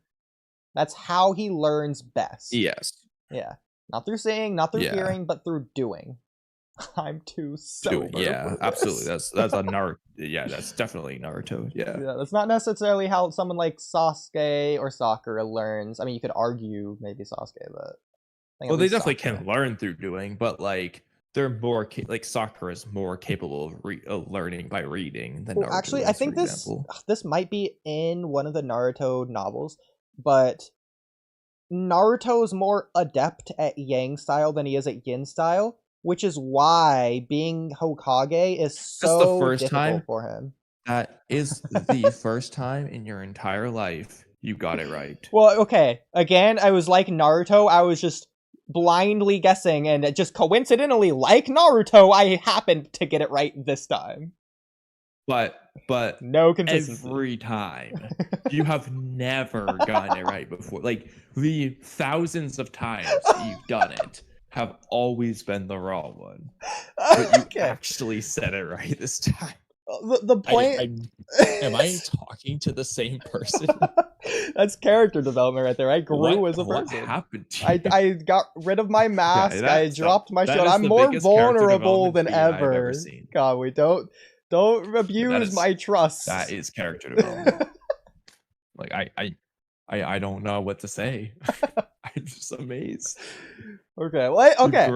In that case, I think you'll be excited to hear my point, knowing that I got it right. That's how passionate I am about the fact that I know this. Okay. So because Naruto has Yang side, which is the more physical side, Naruto is easy. Naruto's better at controlling his fatigue or his stamina, doing hand-to-hand combat, like physical things, physical adversity, physical struggles, obstacles, whatever, than he is at something like mental, the yin side, obstacles, whatever. So like reading tires Naruto out more than a fighting in a war. The same amount, I'll clarify. The same amount of like quantity wise. Yeah, like, well, yeah, because I mean, like, basically, one way to say it, I guess, more simply, is Naruto just has more physical energy than he does mental energy, or at least a much higher quality of it. So yeah, I mean, it makes sense. Well, like, I think it's physical challenge beautiful. He can better handle than a mental challenge. Yeah, so actually, this is again, like I'm saying, Naruto mentions this in the novel about how much easier it was back when he was just like a simple shinobi because of this very aspect. So I think it's very interesting, especially for Naruto's character. I think the way to explain it, I didn't know that was because I think it's the same in the novel like that. You could argue it's the same amount of fatigue. Retsuden? I think it's Naruto or Retsuden, yeah. But I think it's Naruto handles the two types of fatigue differently. He's more sensitive or prone or vulnerable to the mental fatigue than he is the physical fatigue, even if it's the same quantity of fatigue. Well, I mean, it kind of makes sense in the sense that, like, this probably isn't the best one-on-one analogy, but it's the hypothetical. So let's just say you I don't say I'm the best example of this because I already know I can do this anyway. It'd be fine, but like I guess by comparison, for some people, okay, so let's just say running 4 miles burns about 400 calories. That's the amount of energy you burn. Yeah. For someone who runs every day, you're not that sore. You handle that fatigue of doing that just fine. But then if you weightlift for the first time, you do a leg workout, you're probably gonna be sore out of your mind. If you burn the same amount of calories working out at the gym. So it's in a similar manner. It's just like you can handle that energy expenditure of one task better than the other because it's like more up your alley. Except in this case, it's physical versus mental, but you get the idea. I think even Naruto Explained might have made a video on this as well. I just think it's beautiful, just for like Naruto's struggle as Hokage. Like it explains his struggle as Hokage and like why he couldn't be there for Boruto as much, just because of how difficult it is for. He's also not used to it. It could also be a thing of like in like hand-to-hand fighting, thick-skulled, big bone brain, like small brain Naruto, he can just get back up. Like it's that easy. Like it's that simple. There's no math problem to solve. He doesn't get burned out. Unlike something like mental fatigue, to where he just can't really get over it in the same way. He's not used to dealing with it. He's not prepared to handle that type of stress. I think it's a stress aspect. He can handle the physical stress. Yeah. Yeah, exactly. It just tires him out. It's just not it's like some people like struggle with like a mentally stressful job when they could be like the best, most physically fit person in the world, but they would still like be stressed out of their mind, exhausted from a mentally stressful day at work or something. Like, that just is a thing people can do and be like. And conversely, someone could handle a mentally stressful day easy peasy, but then like freaking walking up the stairs, oh god forbid, like depends on the person. By the way, Trippy's obviously playing you can Steam games. improve these, which of course he is. I think I found a compromise though. Okay, so I think I found compromise for this Naruto intelligence thing. We're still talking about it, and this is also based on chat where I come up with this. Reading chat really quick. So JD says learns by doing and failing a lot. LOL. Classic Naruto. Yeah, that's the one chat in particular I want to focus. So in my opinion, and I'll explain this. So I'm gonna say it, then I'll explain it. I think Naruto isn't intelligent. He has a lot of intelligence. What I mean by that is because of shadow clones or whatever else, he gains a lot of experience, meaning he has a lot of knowledge, but he can't quickly pick up on something based on his normal growth of intelligence. His growth of intelligence is much slower than other people, and that's the aspect I'm looking at, because total intelligence had at any given moment is more like experience than it is deduction or reasoning skills. Naruto can quickly pick up on some stuff though, like for example the Obito thing, he did do that like very quickly. Again, though, context. I'm not, but I mean I agree generally speaking, but like the Obito thing, for the audience it's much harder to pick up on. I feel like almost anyone in Naruto's situation, first person view, no music, no blah blah blah, they would have picked up on it. I do feel like it is like the 3-year-old circle in the circle. Besides Naruto to pick up on it was Tobirama. Only Tobirama. Not Obito, not Hashirama, not Minato, not Sasuke, not anyone else.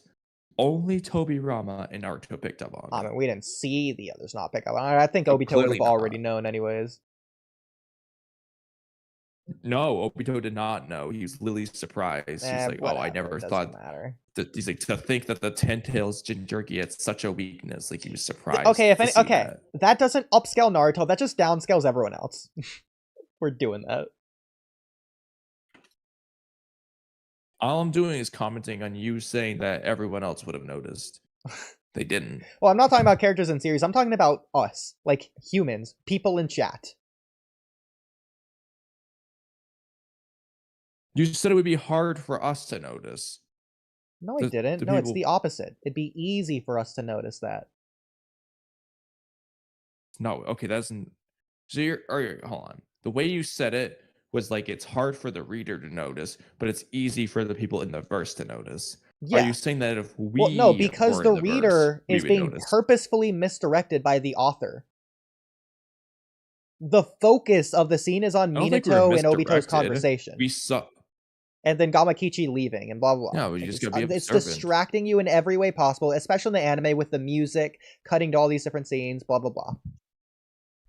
It's in the background. Okay, but that would apply to people in the verse too. They're distracted by Gamakichi leaving. No, they aren't.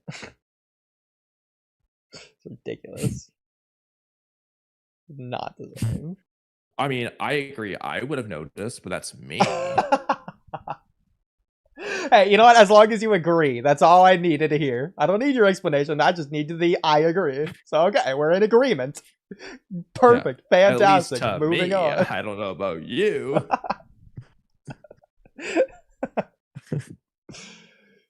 No, like it's freaking obvious. Like if you're there, definitely like nothing else worked, and then this thing worked. Video games instead. Like, how do you not pick up on that? Like it worked. Ask Minato. Exactly. And, Sasuke and everyone else. Exactly. Like, if anything, it was so obvious that they didn't have to waste mental energy on comprehending it because it's already common sense. Like, they already just understand it. Well, like, Naruto doesn't have to look at Obito flying to be like, wait a minute, he can fly? Because Sasuke looks at Obito flying and he's like, he can fly. He just operates with fair, though, Gamakichi launched a pretty weak syrup gun jutsu that all it did was just make the orb sticky. So without context, it doesn't really look like it worked per se. Naruto, of course, knows what the jutsu is, and he can tell that it just wasn't nullified. That Tobirama, for example, he doesn't necessarily know what the syrup gun is, but he can tell that like it behaved differently. But it's still fairly subtle because it's not like he shot a Biju bomb at it. You know, he shot like this freaking syrup gun. Well, so yeah, I can see how it would go unnoticed by some people. It was dripping off. It wasn't sticking to it, but it wasn't being immediately evaporated, turned to dust like everything else that touched it. Yeah, then that's where it's like you can say, oh, it's obvious. But like just the fact that it was such a weak jutsu, I can see how it goes unnoticed by characters. Oh, I disagree. If anything, I think the weaker the jutsu, the easier it would case, I guess evaporate. He's mentally nerfed still. I think the stronger the jutsu, the more time or difficult it would be to evaporate. Vaporize, whatever you want to say. Yeah, but they might not be thinking about it in that sense. Yeah, I think that'd be weird. I mean, Minato is in a daze at the end of the day. Well, exactly, yeah. Then again, that was the point of the scene. And we're supposed to be focusing on Minato. Like, as he was essentially, by all rights and purposes, the main character of that scene. Yeah. And people like Minato's such a bad main character. Why would we want a Minato manga? Get out of here. That Minato manga was great. I mean, I would have preferred other characters, but it was good. The omnipotence recap for the millionth time.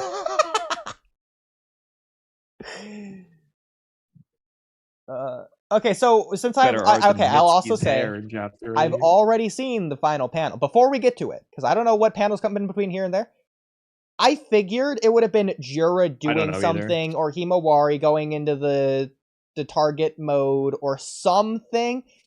Right now, it'd be really, really weird if Himawari just now, for seemingly no reason at all, as she's flying away on the bird, to meet Kurama for the first time ever. Like, Naruto had to be falling to his death. Unable to save himself after trying, knowing he's going to die. In this case, something has to happen. If it doesn't, I'm gonna be mad. So I'm expecting something to happen. Okay, Naruto wouldn't expect something. Sasuke would because he's intelligent. Naruto would just, if it happened, and oh yeah, I anticipated the entire time. He'd be freaking tricking you, gaslighting you, and everything. But me, on the other hand. But anyways. So where do we leave off anyway? Might just that panel. All right. So we have a random message here. Masashi Kishimoto Sensei, Ikimoto Mikio Sensei, fan letter to teacher Mikio Ikimoto, address 100 200 Chiyosuke Production Department 10. What? I don't know. Oh, you mean that message at the top? Yeah, I don't know what that was about. Yeah, anyways. Either way, isn't it better to stay away from Konoha? You're right, just keep leading them like... Didn't they just say that it's weird that they aren't being followed? Am I wrong? Like, the point of sticking together, point of having Himawari stay by his side... yeah, I don't understand. Plus, like, he can launch ranged projectiles. They were hit by the attack, they wouldn't stand a chance. Like, this is not the strategy. I'm confused. Hold on, let me scroll back down. Well, I guess they're anticipating the attack because they'll say we'll see where they come from, indicating they don't know that they're being followed right now. They're just assuming they are. Yeah, the other way just makes way more sense. The other translation, just the point was stay in a group so that way we don't get killed because he won't kill Himawari. That just makes more sense. Yeah, but like the translation I'm worried about is just keep leading them like this. That implies that they're actively leading them and they know it. First of all, they just aren't. They're just wrong. And it's weird that they're acting like they know that they are when they aren't. Well, the other one says, that's fine with me, but don't you think we should get away from the village? Yeah, we probably should. At this point, we're just luring them around. I guess they just expect them to get followed. They expect to be followed. At this point, we're just luring them around. That's more of an assumption. I'm almost more okay with it, even if it's the same problem. It just sounds slightly better. Yeah. But anyways. The other one makes it seem like they just actively, like, we are leading them. Like, we can see that. Yeah. Okay. Next panel. Inojin, please drop me somewhere suitable, says Himawari. And then Shikadai shocked. Just me and run away. Hey, what did you say? No, I can't. That's funny. What did you say? Like, could you repeat that? I didn't quite hear. Like, it's the wind's pretty loud. We're moving pretty fast. I can't hear you. You can't escape by yourself. Don't you get it? Because we're in this together. Facing someone like that. It's hilarious how Shikadai, the smart one of the group, is assuming Himawari is saying that because she thinks that she can escape by herself. Yeah, that's the reason she wants to be dropped off of the bird. I'm really gonna trick him with that one. Gonna get away without a The other one says, Inojin dropped me off wherever is fine. I'll run away on my own. Inojin says, not what, but why? W-A-I? Why? Or maybe it's way, like, wait. What do you think you're saying? Well, yeah, Himawari, what do you think you're saying? Not what are you saying? What do you think you're saying? That? There's no way I'm gonna do that. You can't outrun him by yourself. Am I clear? Himawari says, even if we all work together, we're no match for that guy. Okay, that one works way better, that last translation. I mean, she's right. Because in this one, she says, because we're in this together. Which is like the opposite of what she's saying. Come on, guys, we're in this together. What? Leave me alone. We're in this together.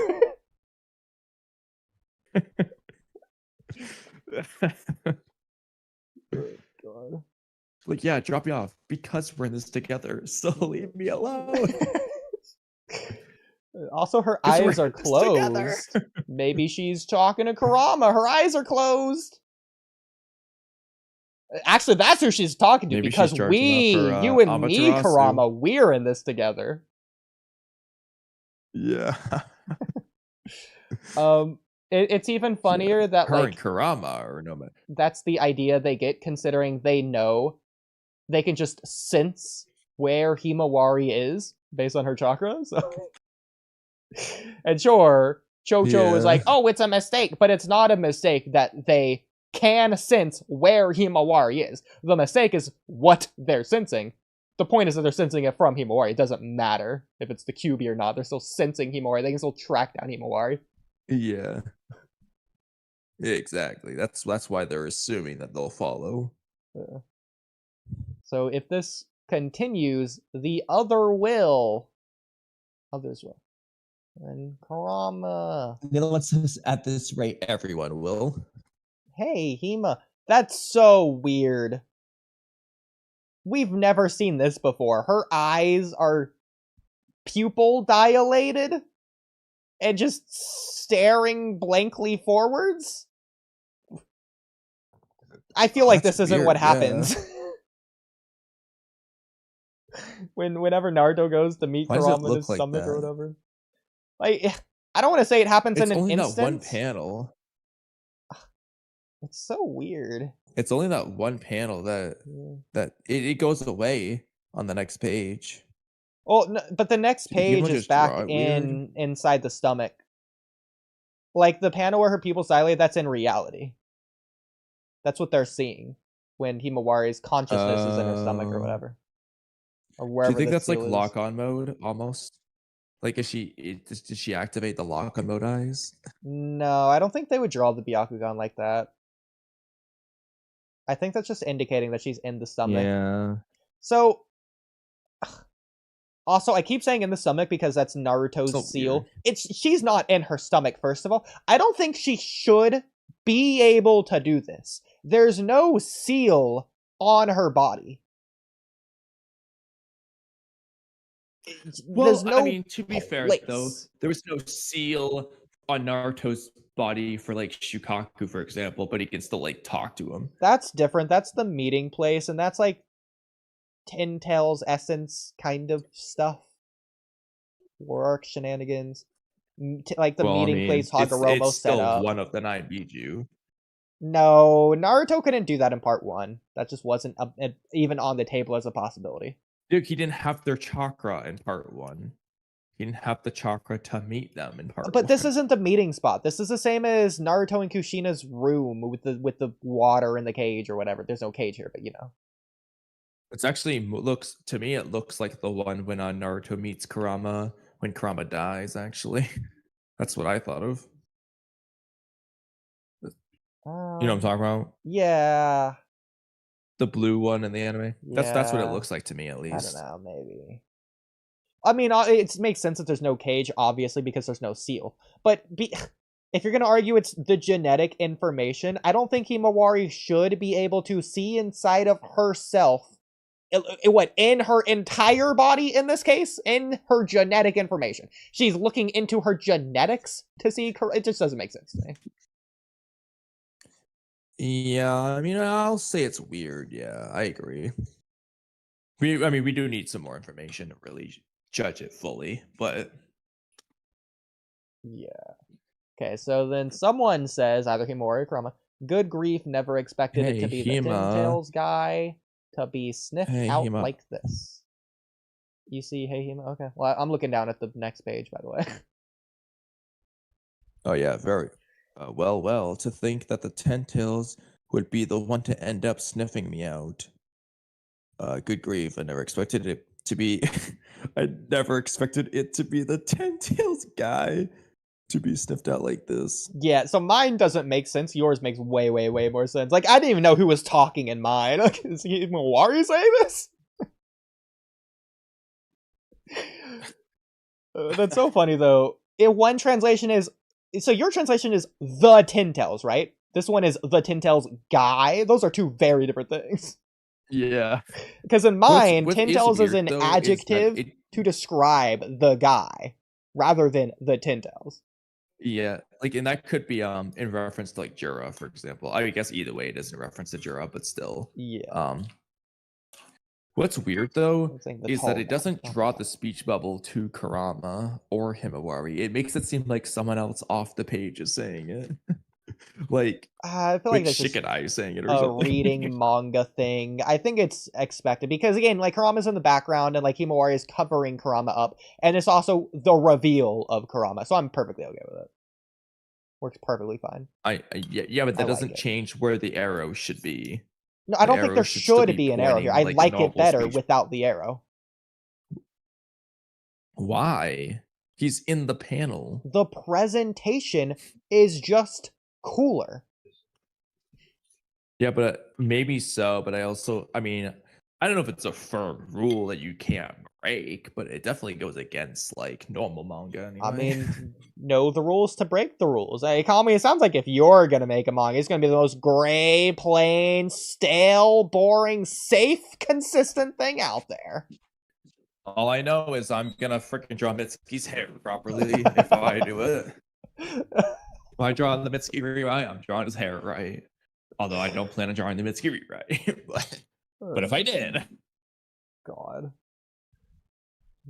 Good grief, never been. Yeah. Okay. Moving anyway, on. Though. She looks back. Oh my god, it's the Kurama. By the way, okay, I'm just gonna count the tails really quick. 1, 2, 3, 4, 5, 6, 7, 8. Okay, all 9. It's baby Kurama. Little girl. Do you know me? Also, Kurama looks angry here. Which implies. I know, like, why is he so mad at, like, Himawari? The little QB speaks. Why does its immense power reside within Himawari? I gotta change headphone shit. QB, right? Bro! Oh my god. That's annoying. Oh my god. Okay, are you there? Okay. Well, I gotta change my headphones. Okay, well, hurry up! I just only can hear out of one ear. So. Will you be able to hear the whole time? Can I say the thing I want to say really badly? Oh yeah, you can say it. Bro, I hate the difference between the manga and anime continuity. This is inexcusable. Okay, I can excuse Sarada being Genin. I can excuse whatever else. Himawari not knowing Kurama. Just get out of here with that freaking crap.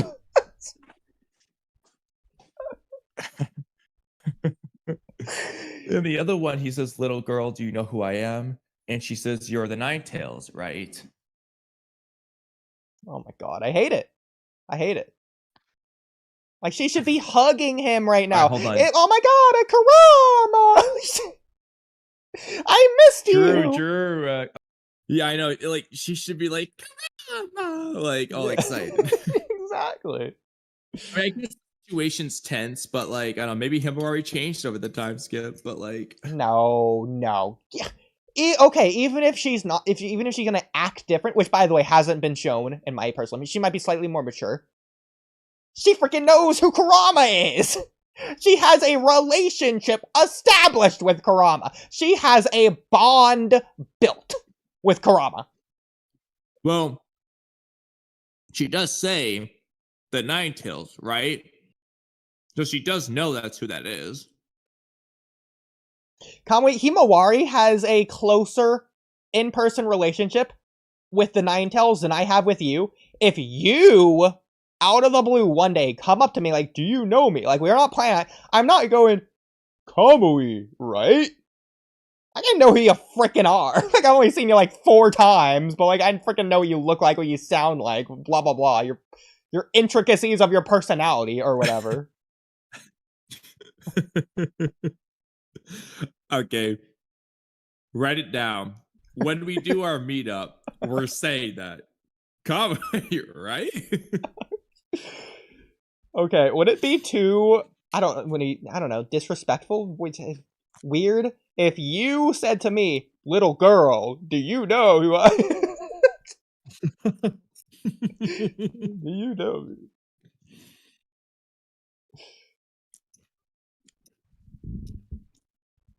I mean, I could just change it to little man. Do you know who I am?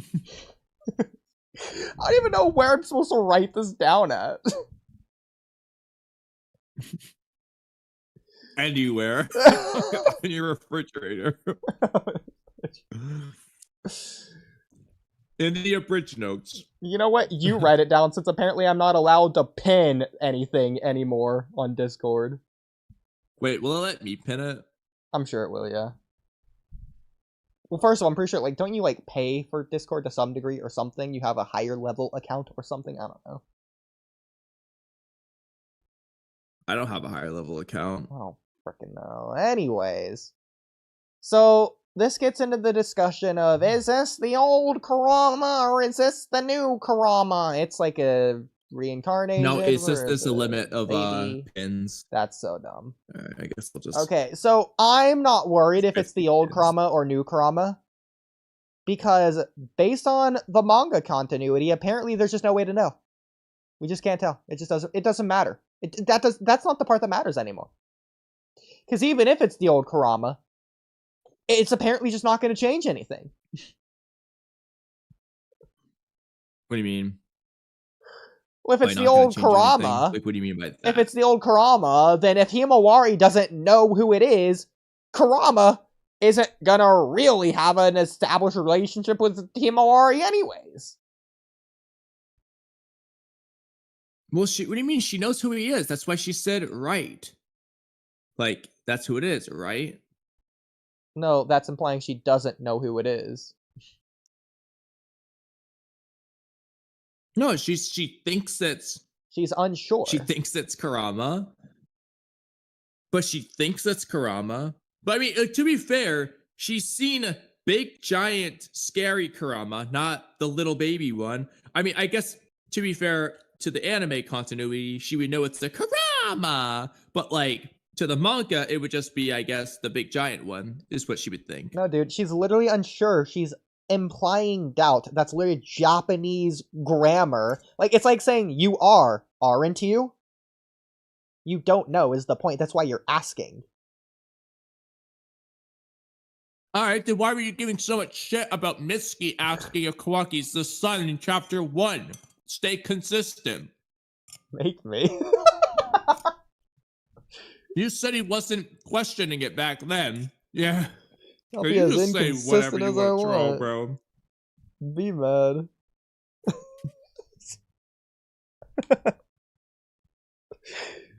But anyway, I mean, it implies that she thinks it's Kurama. I mean, he looks different now. I can understand a slight amount of doubt. Nah, bro. Nah. But either way, I mean, regardless of that, whether it's the old Kurama or it's like a new one, it just depends on how it's executed for me. Because, like, I like Kashin Koji, and I'm not mad that it's not the real Jiraiya, because I think Kashin Koji's been good. So the same could apply to this Kurama if it's a new Kurama, but my heart wants it to be the old one, because I never wanted Kurama to die in the first place. But yeah, I don't think anyone wanted Kurama to die, but I'm sure someone out there did. I mean, crazy bozo. He does say little girl instead of Himawari. My question, though, is do you think Kurama knew, if this is the old Kurama, do you think he knew this was going to happen? Or do you think it just happened and he's just been hiding afterwards? So,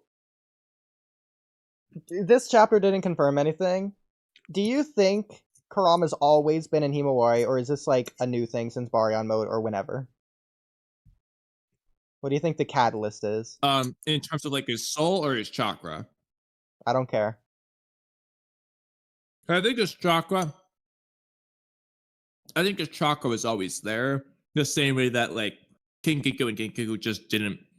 They had Kurama's chakra in a similar-ish manner. I think it was always there, but I'm not so sure whether his soul was hiding in there the whole time, or if it went there after Baryon mode, because Naruto didn't have Kurama's chakra, so his soul wouldn't stay there. So I could see it transferring to Himawari because that's where the rest of his chakra was, or at least most of it anyway. Okay, but I could see it going either way. I don't know if it needs to be a soul thing anyways. Like, would you really be shocked if Ginkaku and Kinkaku had an internal scene talking to Kurama? At the time, I wouldn't have, but after the way it's been portrayed, yes. If that makes sense. Okay. So if initially in the work, that just was a thing, I wouldn't find it surprising based off of, like Orochimaru's curse marks where his consciousness just exists in all of them, at least if he wants it to. But it wasn't really portrayed that way. Well, what about Minato with his seal with Naruto, and same with Kushina? You mean in terms of like them appearing in Naruto's mind? Yeah. Like, it's not like it was a pre-recorded message or anything. I mean, no, but in that one's case, it's not like they're... For example, when Minato did that, it wasn't really portrayed as though Minato's consciousness, his soul was in Naruto until he died. So all that was left was what was in Naruto. So it remained there, if that makes sense. So in that case of Kurama, like, so I don't know, but it could be a thing where the chakra was just there, but once Kurama's chakra and soul left Naruto's body, it transferred over to Himawari. That's one possibility. The other possibility is just there was a hiding mini Kurama inside Himawari all that time. But then I feel like would Kurama have said something sooner if that was the case? Well, I think the difference like, why would he hide that from Naruto? Whether the chakra is in you or out of you, because everyone in the war arc got a chakra cloak, but they didn't ingrain Kurama. That was limited chakra. They can't rejuvenate that in the same way Minato's seal couldn't rejuvenate his chakra within Naruto, because even if it's inside Naruto, I don't want to say he isn't in Naruto, but it's weird because like Ginkaku and Kinkaku could though. Kinkaku and Ginkaku, because they internalized it. Was integrated into their chakra. Exactly. So it was part of their chakra now. Yeah. There's a difference. In the case of Himawari, it is like the same as Kinkaku and Ginkaku. Maybe not 100% the same, but it's like close enough. But oh shit. It's funny. But what was I gonna say? Yeah, but it doesn't seem like Kurama's soul was in Kinkaku and Ginkaku. Okay. However, assuming it wasn't for a moment, and let's just say Kinkaku and a hypothetical situation where Kinkaku and Ginkaku just lived to Naruto's era. They're like part with Naruto. So they're just like 80-year-old men. They're just still alive. And Naruto dies falling off the cliff. Jiraiya just kills him. In that case, I think it is possible that Kurama's soul would then appear in Kinkaku and Ginkaku, where most of his chakra resided. And then it would, from there, would it grow? Would it reaccumulate? It's unclear, but I think his soul could appear in them, but it wouldn't have been there before. So, I know that Himawari didn't go inside and see a mini Kurama before Baryon. It was the first time it's happening.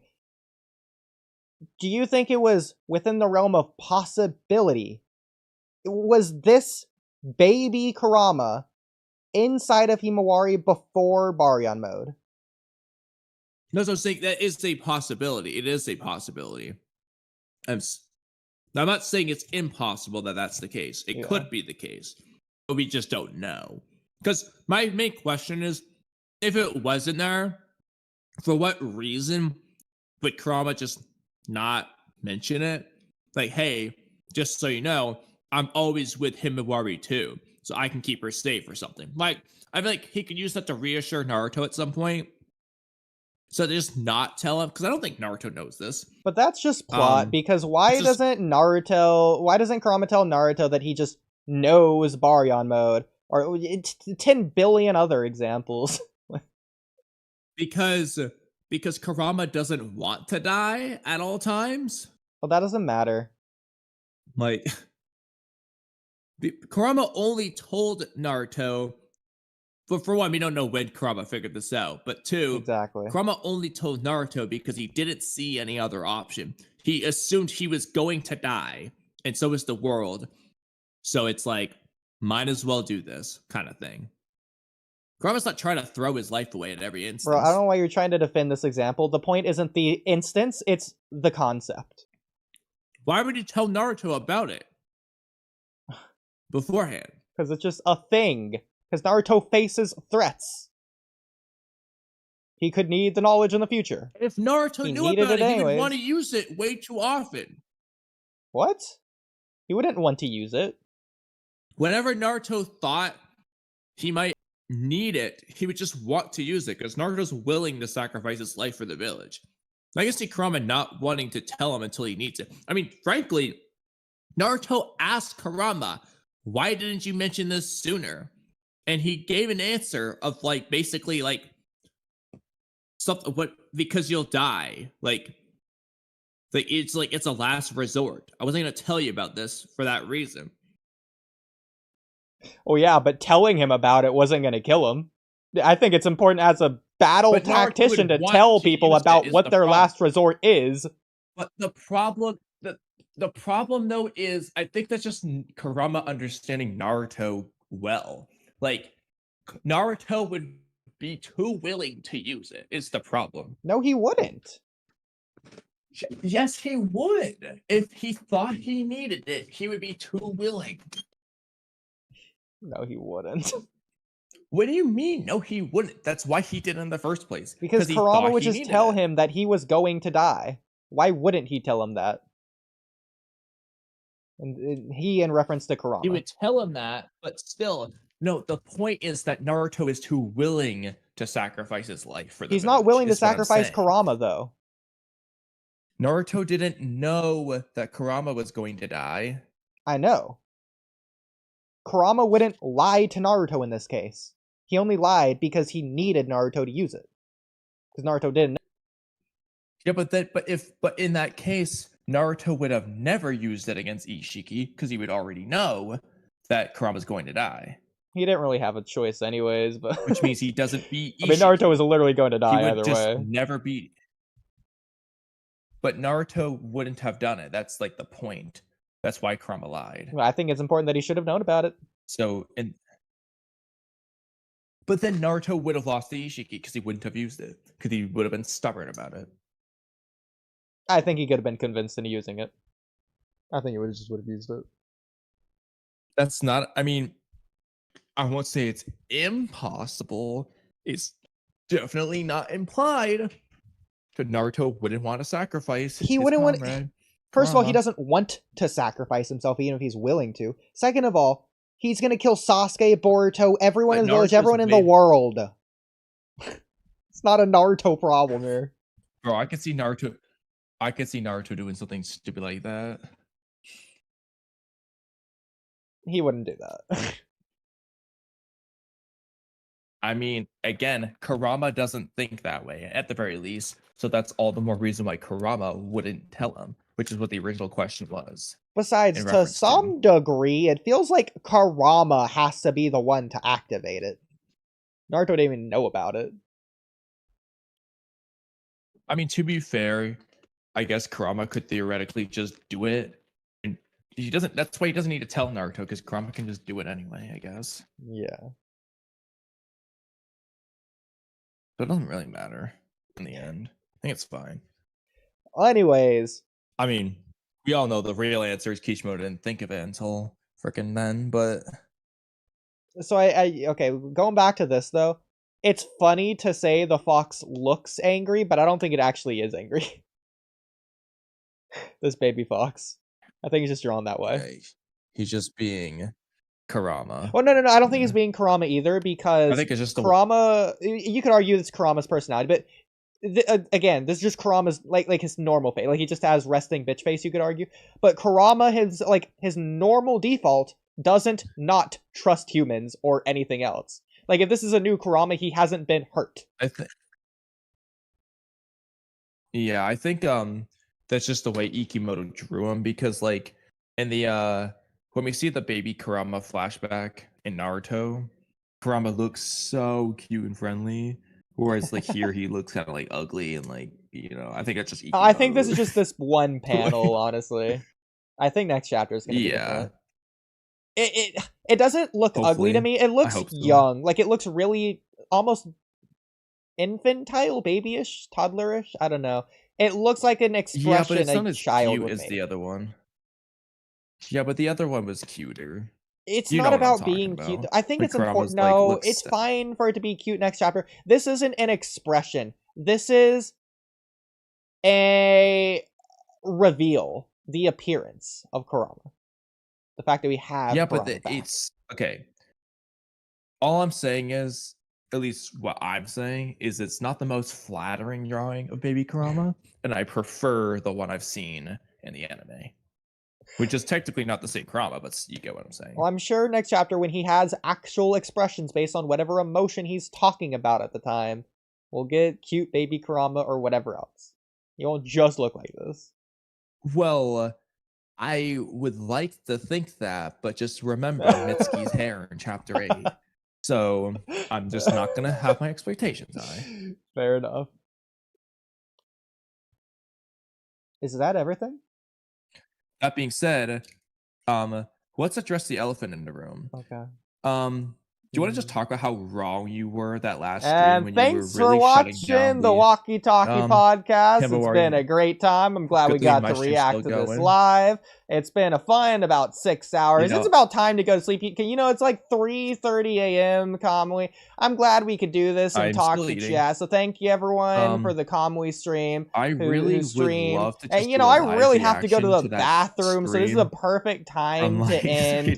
I gotta wake up early anyway, so I appreciate you having me on, Kamui. Hopefully we can do this again next week sometime soon. Glad talking to you all.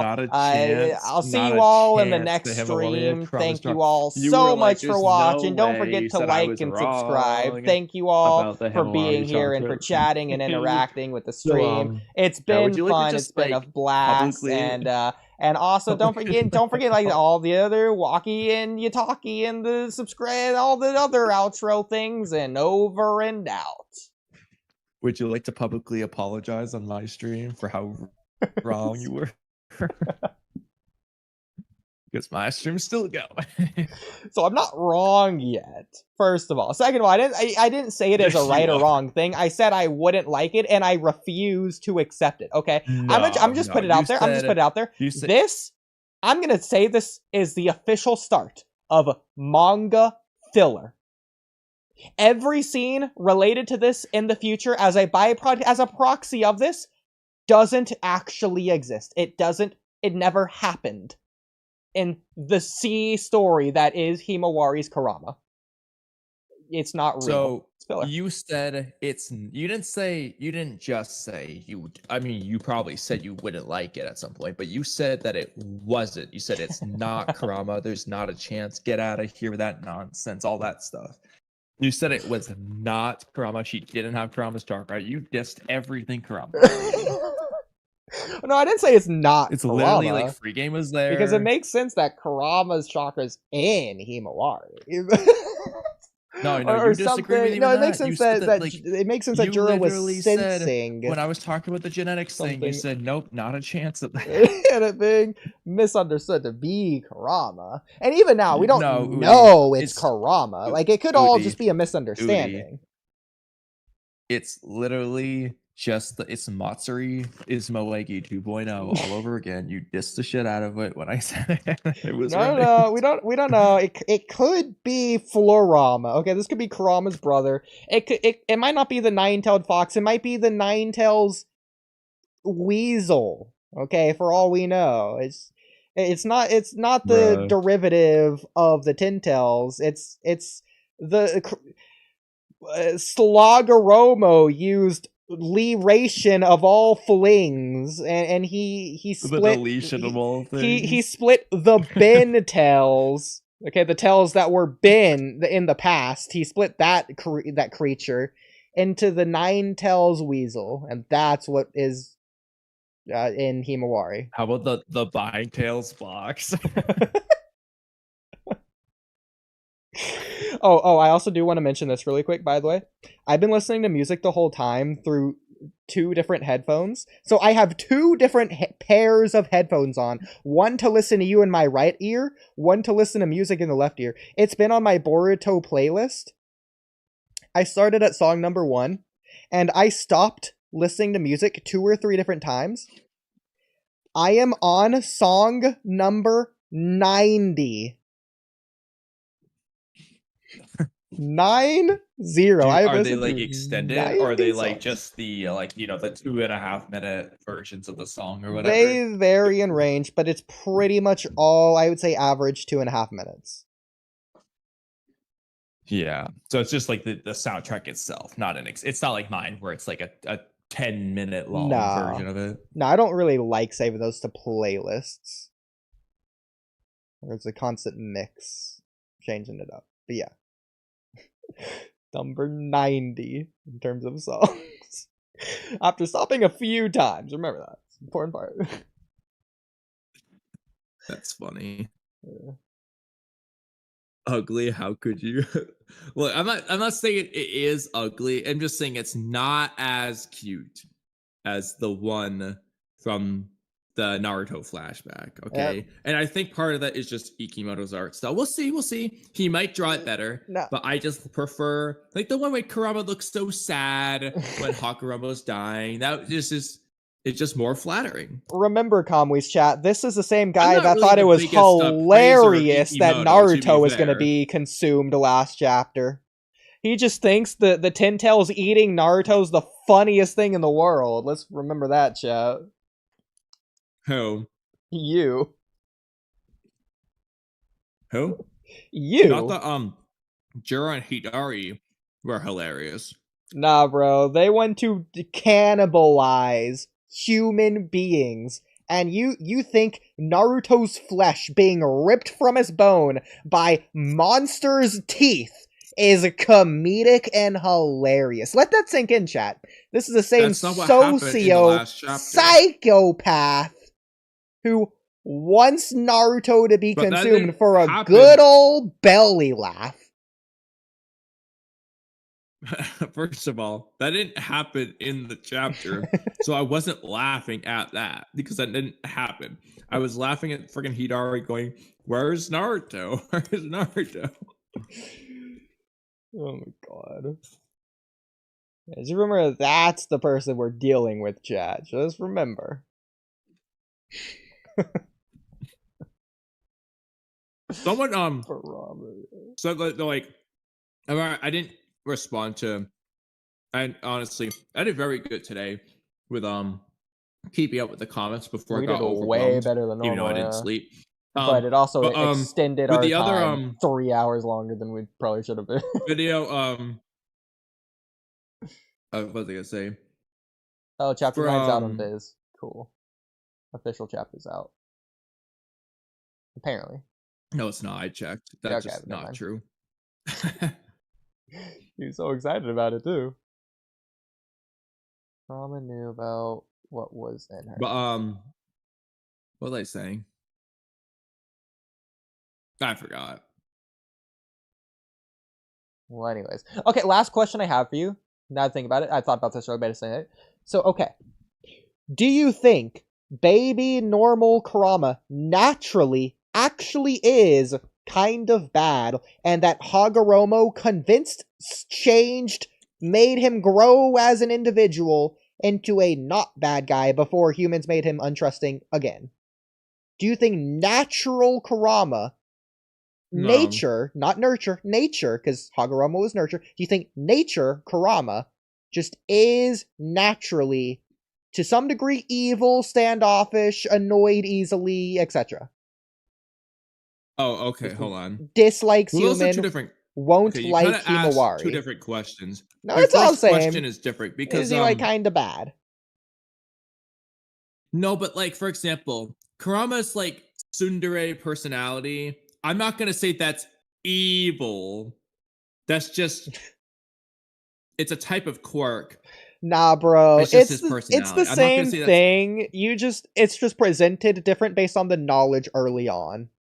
Kurama never changed.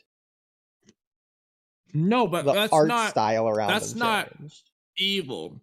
That's not at all the same. Like Kurama being like a tsundere is not the same as him like wanting to murder people because he's evil. Like that, those are two different things.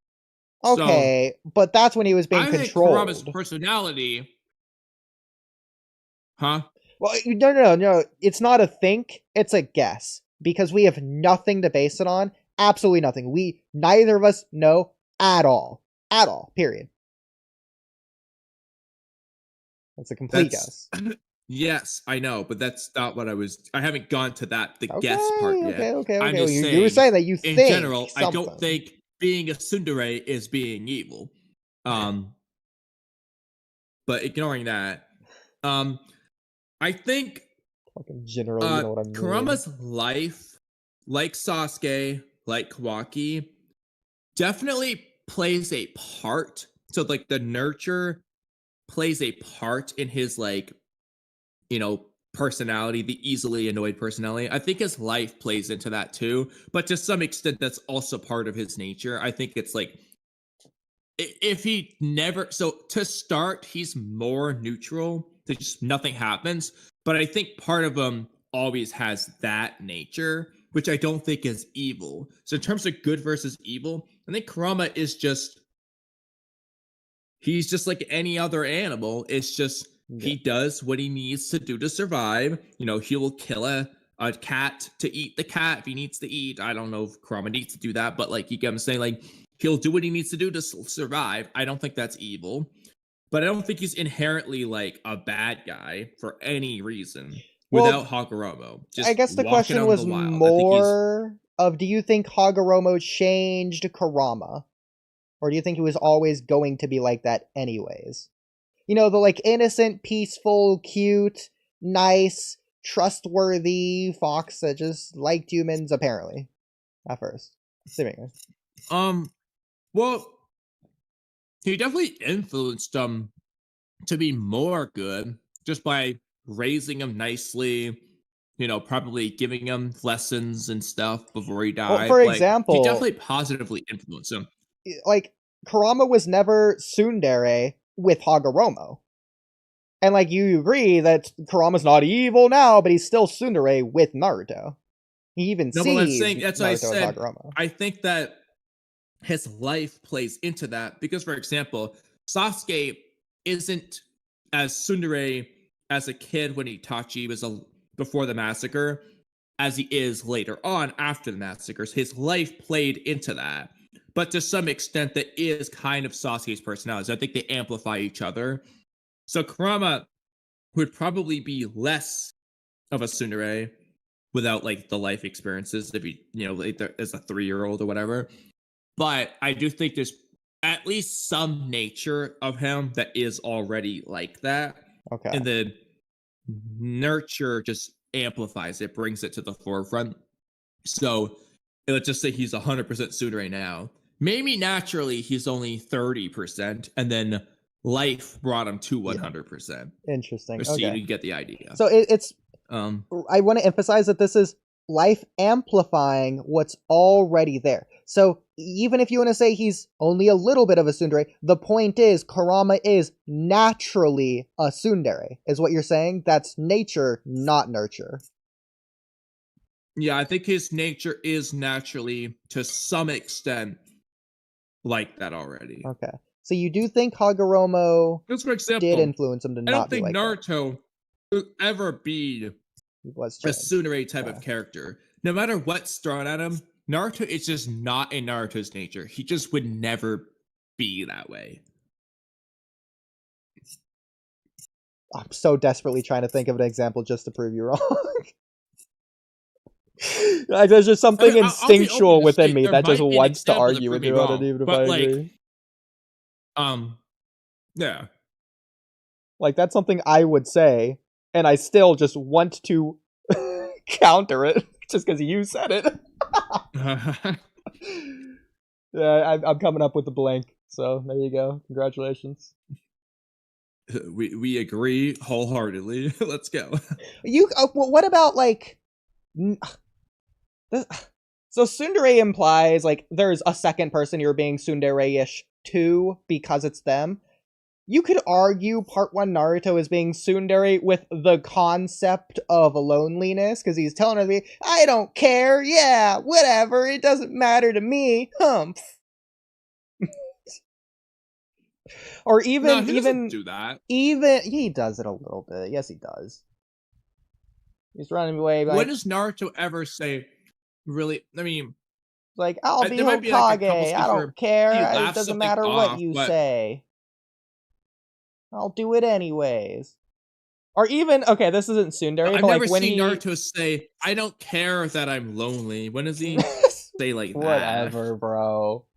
Even when he like goes into the Chunin exams arena and like makes a big scene, he's like, I'll be the Hokage. I don't care if I'm being loud. Believe it. Know who I am. Kind of similar. That's no, he just says, I'm gonna beat every one of you. Believe it. I feel better now. Yeah. That wasn't like that was genuine. He felt better letting out his like fear with that outburst.